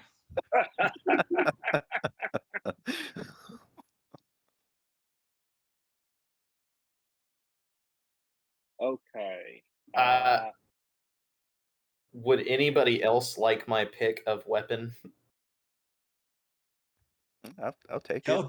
Gelgreg's ears perk up, and she looks over at you like this is a trick of some kind. Like she's not used to people being nice to her. No. You can see her eyes glancing back from you to a scimitar hanging on the wall, but she seems too either too proud to ask, or she's just worried that if she takes you up on the offer, you're just gonna rescind it and make fun of her. Like she's been through some serious bullying in her life, and she's not about to stick her neck out, even though she clearly wants that scimitar very badly. Okay. With all that in mind, I'm gonna roll perception because again, I am 5. Sure. Okay. Okay, yeah, I'll notice it. I'll go ahead and grab the scimitar and put it in my weird little pouch of items I will never use. And Okay. I will take off my weird mail shirt that you can wear under clothes. Which I think gives +1 agility. Is that what it said it did? It was +1 plus your agility. Oh, +1. Okay. Yeah, I'll take that off and put it in the bag too, and I'll just kind of roll it up nice as neatly as I can with my awkward hands, and I'll just hand them to Galgreg. Gelgreg looks very hesitant. She reaches out to take the bundle, and then she stops herself and she looks at you and says, "Why are you giving me this?" Because I don't want it, and you look like you like stuff. And she kind of looks at the armorer, and then she looks at Phoenix, trying to find if there's some trace of mockery, like you're going to snatch it away from her at the last moment. And then she slowly reaches out and takes the bundle from you. Yeah, we've traveled together a little bit because we're both from what's the name of the place? Hammermill. Yeah, Hammermill. So like, I basically follow you around like a lost puppy anyway. So maybe I'm picking up on the blacksmith's charity of, you guys can each have an armor and a weapon. I just gave you an armor and a weapon. So I feel like Gelgreg doesn't talk much, and you are a machine, so you probably don't talk much. You just like walked here in silence. I had a Kinku in a 5th ed that I picked the hermit background, so I started the campaign with no vocabulary, so all I could do was copy the other players until I could make sentences. Awesome. But Nice. and then hey Tim, you got a suggestion on a piece of armor that I could use? My agility is dog doo doo. Oh, what is it? My agility? Yeah. It's like an 8, dude. Oh, yeah, you can only use light leather. Well, I thought armor was based off your strength. Oh, your agility is 8. Okay, what's your strength? 10. Oh, yeah, you can only use light armor. Yep. Okay. If you look on page 101 in the book, it has a chart that says the required strength that you need to wear different Type in armors. 101, and the first word I see is destitute.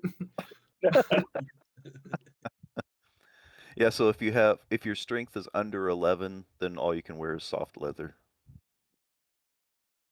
Does anybody have a strength higher than 10 or 11? I mean, Gelgreg's at 11, but that's it. Or no, actually, I'm at 13. Sorry. Yeah. So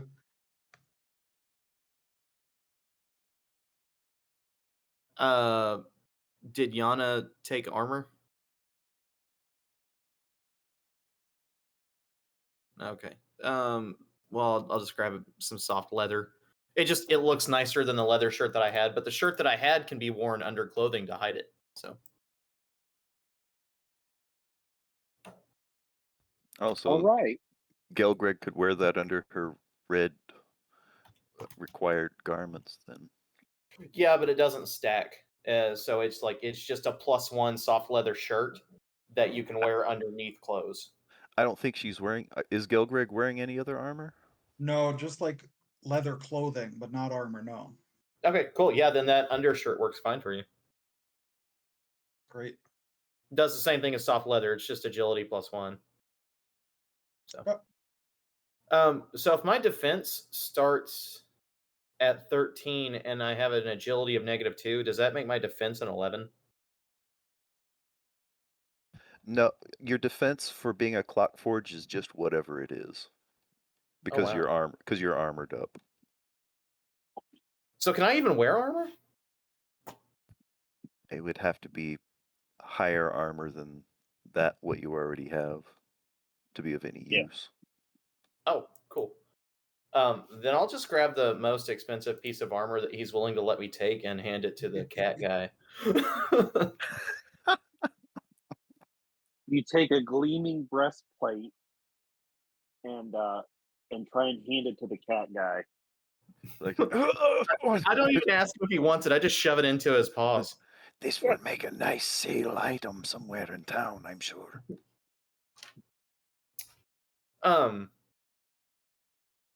Actually, do you want to trade it for the staff? Sure. Okay. Can I hold the staff in one hand and use my sword arm in the other without penalties, or for that? Yes, you can, but you can't use the staff. I believe it's a two-handed weapon, so you wouldn't be able to use it to attack with your sword that's built into your arms. That would be cumbersome.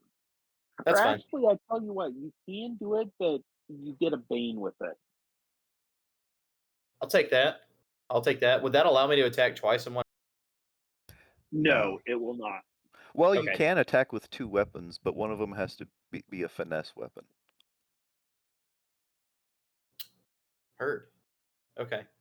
I do have a spell that lets me attack. I don't have it, but I can get it. But there's a spell that lets me attack up to two people in the same round. But I think it's still with the same sword arm. So never mind. It's fine. I'm just gonna use the staff for the fire effect, and then probably hand it right back to the cat. So. Okay. Okay, you guys have armored up and gotten new weapons that are significantly better than what you had, but not really that great. This is the armorer in the castle. He gives me this crappy stuff. And so, is there anywhere else you want to go in the castle?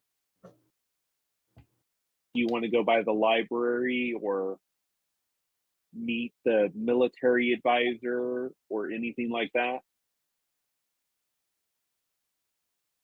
I can't read, so the library doesn't do me any good.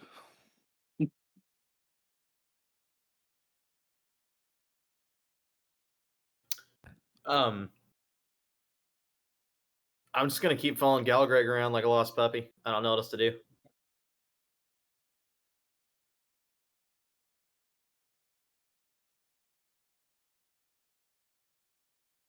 Okay.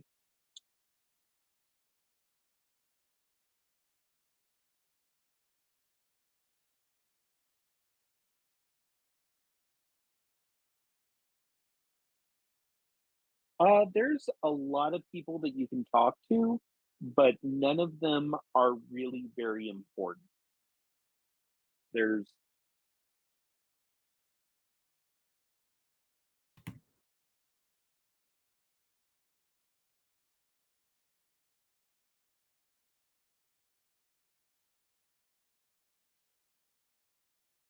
yeah, they're definitely pleasant with you, but most of them are very sharp and don't give you much time at all. They answer a handful of questions that are really not helpful, and you get the general impression that they're annoyed by the entire situation.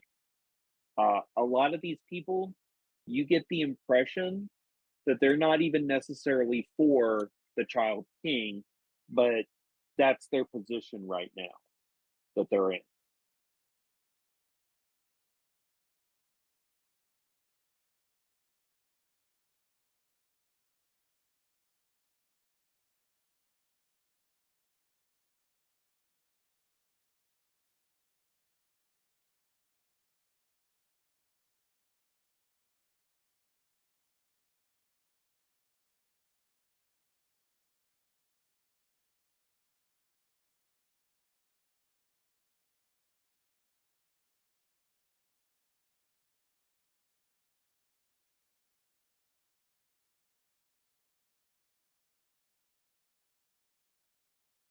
That's exactly what's happening. Yeah. Yeah. Yep. Galgreg seems You pretty familiar with this sentiment that they're not really happy with their new liege, but like Kevin said, they have to kind of go along with it. Galgreg, coming from a slaving house, is very used to not liking your boss very much and not really having much of a say in that arrangement.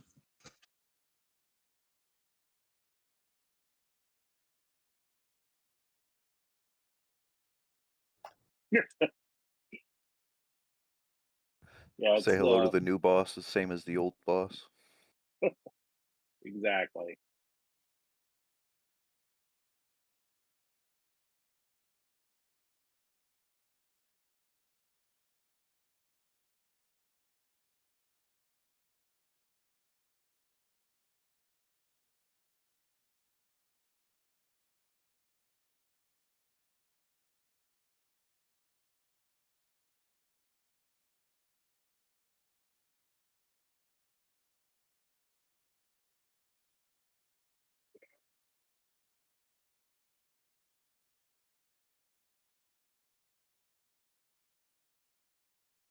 How are you standing whenever you speak and stuff? Are you like standing with your arms half crossed and you're like holding your chin and nodding while you're talking, or like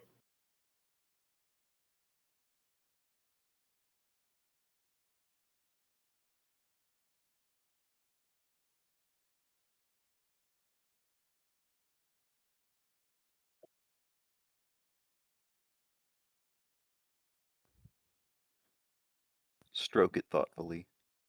Thor, Thor, could you describe again like what your character looks like? Like you said, you were an elephant person of some description.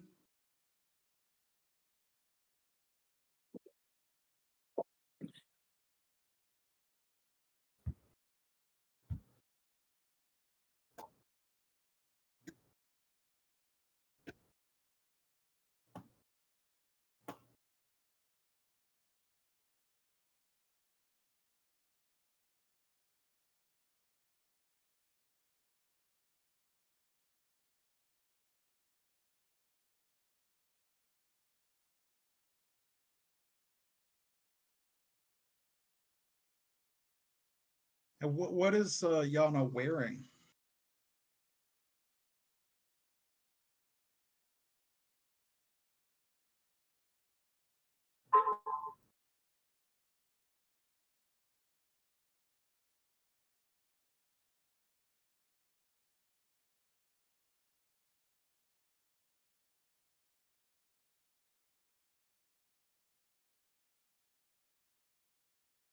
And how large is Yana? Is he like 7 feet tall? Is he 8 feet tall?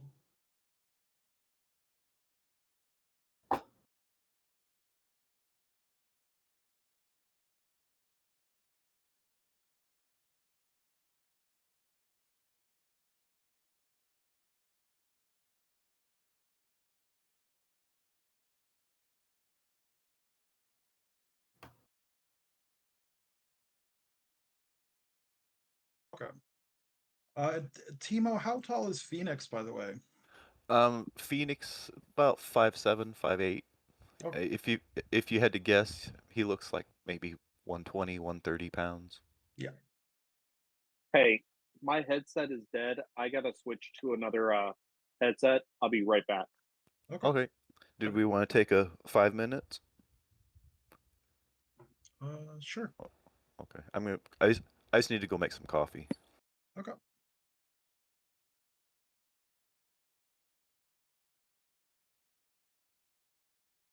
I'm digging this so far.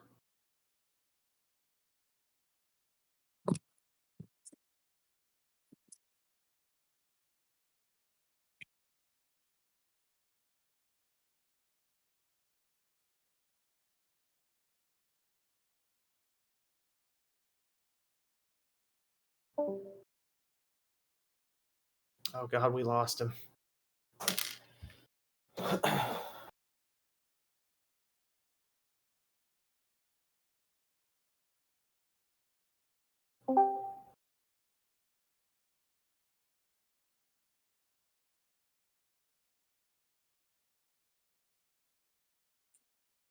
All right, I'm gonna take a bio break. I'll be right back. Yeah, we said we were gonna take 5 right after you went to go get your headset. Oh, okay, that's cool. Yeah.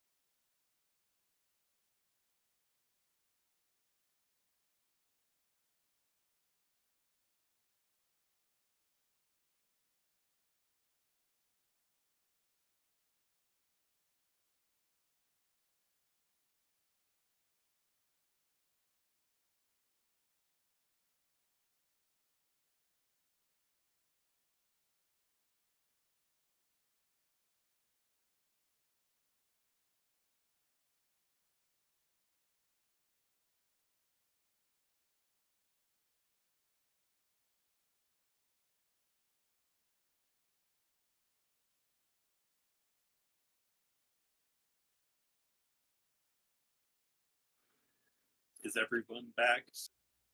Yeah. Yep. Yeah.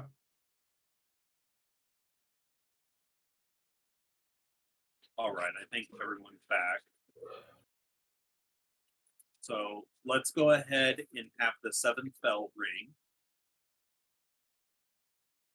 You make your way to the king's personal chambers, and Raska holds the door open as you enter the chamber. The room is beyond opulent. The room is illuminated by small yellow magic orbs that float in the middle of the ceiling, orbiting one another. The carpet is green and very expensive, and the silverware is made of gold. In the middle of the room is a long oak table.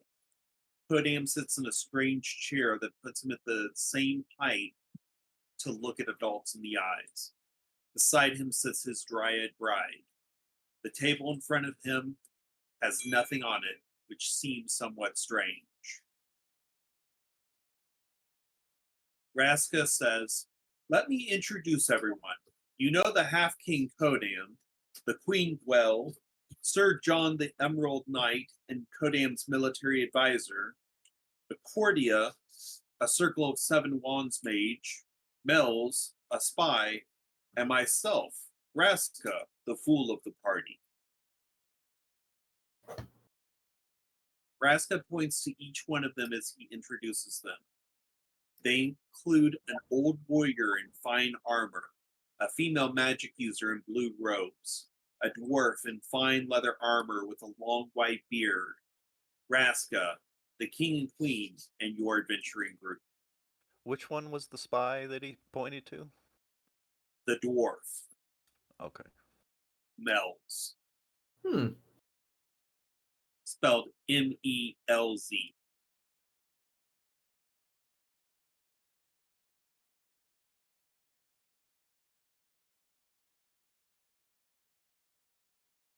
It is a great pleasure to make all of your wonderful acquaintances.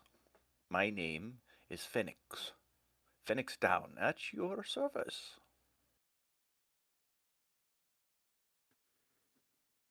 Raska says, "Thank you, Phoenix. Phoenix. Phoenix. Foolish. Foolish, foolish, foolio." Let Oh, the, you rascal, you. Rascal Raska. Thank you.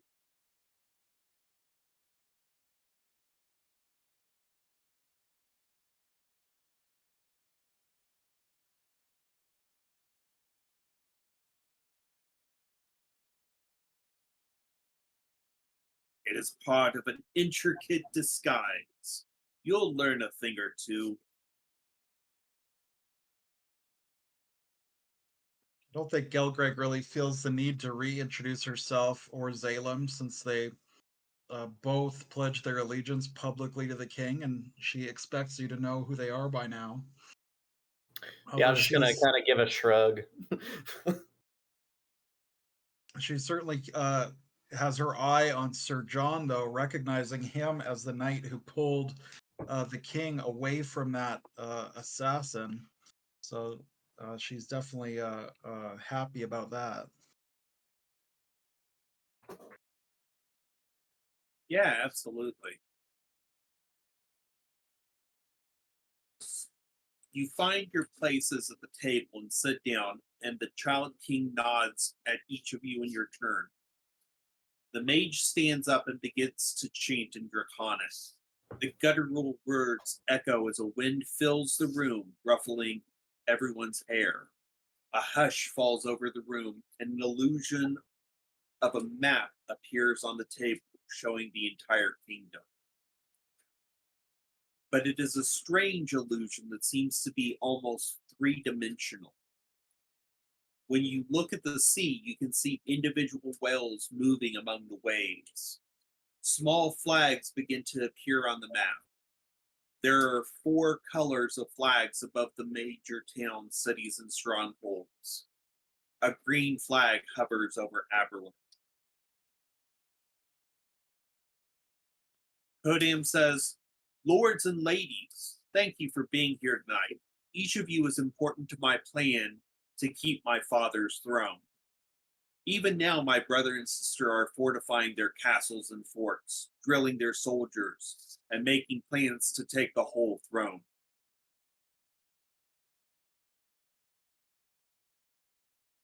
I will not allow them to expand their borders into my territory. That land is under my protection.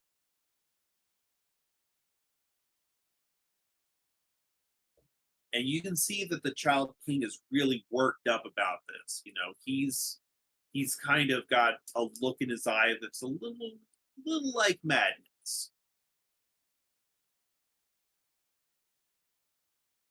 I see that gleam of madness in his eyes. Ah, there's power and money to be taken here, I think to myself.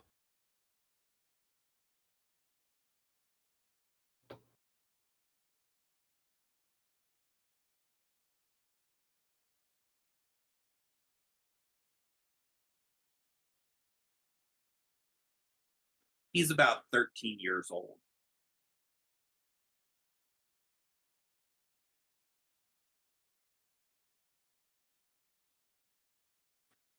The queen looks over and says, "What our Lord means is that we have a plan and we need you to execute it." As your loyal servants, we would be happy to help you in any way that we can, my lord. Raska says, "We don't have time to give you the full details of the plan, but some things cannot be allowed to happen. Drake Castle cannot fall. We are sending you there to defend the keep, under the pretense that you were sent to stop another house from raiding cattle in the village of Oakholm. We need you to do what? We need you to go to Oakholm without anyone noticing. You will guard mails and a precious cargo of smelly cheese. Disguised as guards bound for Oakholm, we hope that you will not get noticed by other people." Um,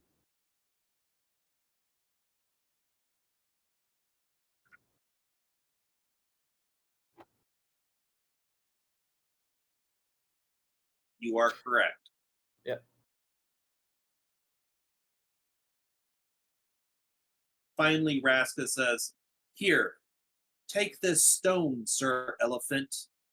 And he pulls out a flat gray stone and hands it over.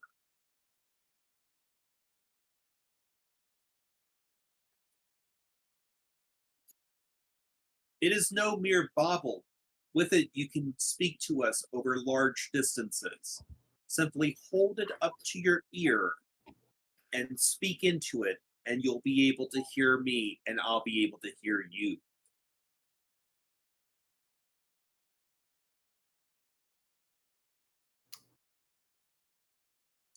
I know everyone here is underestimating us. My sister teleported to the Mithril Tower after her crowning. We must be on alert for more assassins.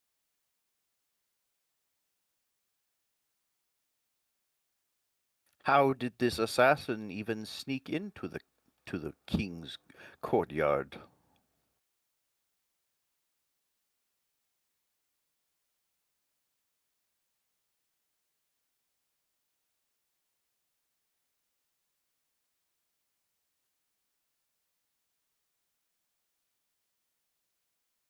I was given a good frisking as I entered.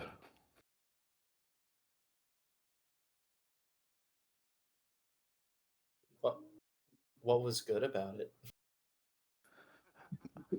Good as in not good. It was a thorough job of being frisked.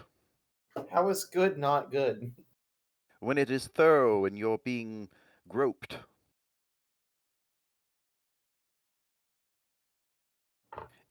I would suggest, and I turn to the spy masters, I would suggest perhaps if at some point in the future you might have some magical safeguards so that someone of this type might not just wander in again. Codiem looks at the cat person and says, "That's really good advice. thank you, my servant. Of course, I am only here to please and to serve. And I bow. I'm have that plate armor draped across my back, and I try to bow as well as I can with that on my back.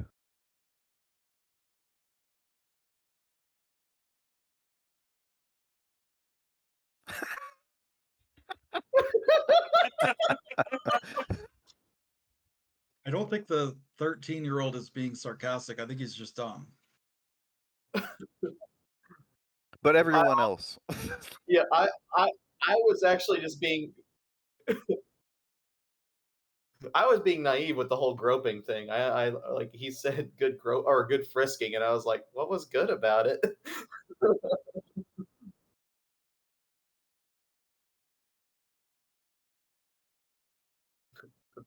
Was it as good for you as it was for me? So Gelgreg will snarl at Phoenix somewhat and say, Sir John's blade and our own steel was enough to defend the king. He does not need magical protection as long as he has the bravery of the Emerald Knights behind him. And she looks very admiringly at Sir John. Kevin, did you say he had emerald armor on or just an emerald surcoat? It's actually emerald armor. Yeah, so she's very admiring of Sir John in his armor, and clearly, despite his age, he's still able to be a formidable warrior, at least in the opinion of Gelgreg. And as you are standing there admiring him, he kind of looks one way, looks the other way, and lifts a flask up to his lips. Gelgreg is fine with that. That will fortify his courage. Like she's down with it. I'm gonna pull out a little notepad and write down "drinking makes men great knights." Oh yeah. Learn to drink. That's what I write down. Learn to drink.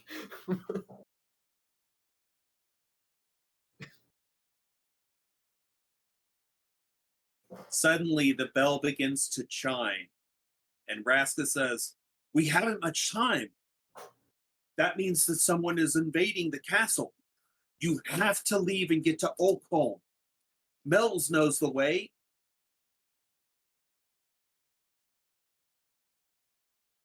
Is there perhaps somewhere in town that I might buy something real quickly? Mel's looks around and says, "I tell you what, meet me at the Dancing Bugbear in Oh, an hour. Do your shopping, and then we'll leave from there." of course. Is there actually a bugbear? It's the name of a tavern.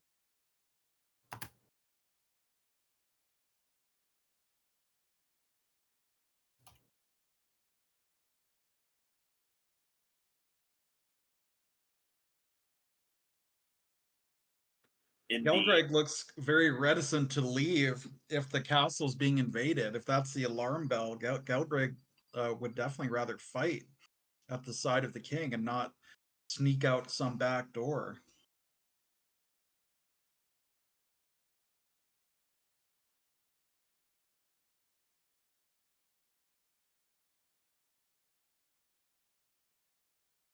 Yes, you're going to go from this castle to the town of Oakholm, and there you'll Right, but there's a castle right there. Is the castle that we're in getting invaded, or is the one in Oakville getting invaded? The one you are in is being invaded.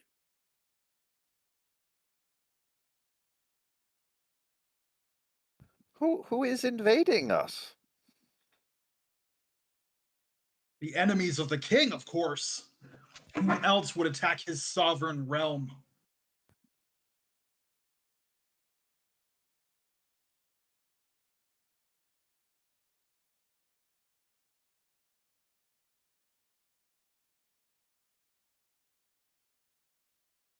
Is it your siblings so brazenly attacking already? It's my brother Mergem. He's Ah, a yes. terrible man. Yes, I came from his kingdom. An awful, awful man, and also ugly, not nearly as wonderful as you. The king looks at you and says, I don't need your compliments right now. Get to work.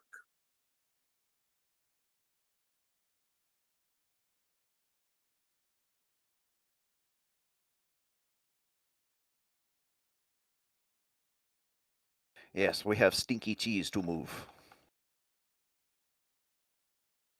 And I bow and start backing up as I'm bowing profusely as I'm trying to leave the room. All right, we're going to go ahead and stop there for tonight. In the next episode, we will try to make it to the dancing bugbear. Okay. Okay. Thanks everyone for playing. I had a great time tonight. Yeah, same. It's a blast. Kevin, I've updated a few things on my character sheet that I just forgot to have on there whenever I sent it to you. Nothing major. But if you need me to send you the updated one, just let me know. Yeah, please do. Okay.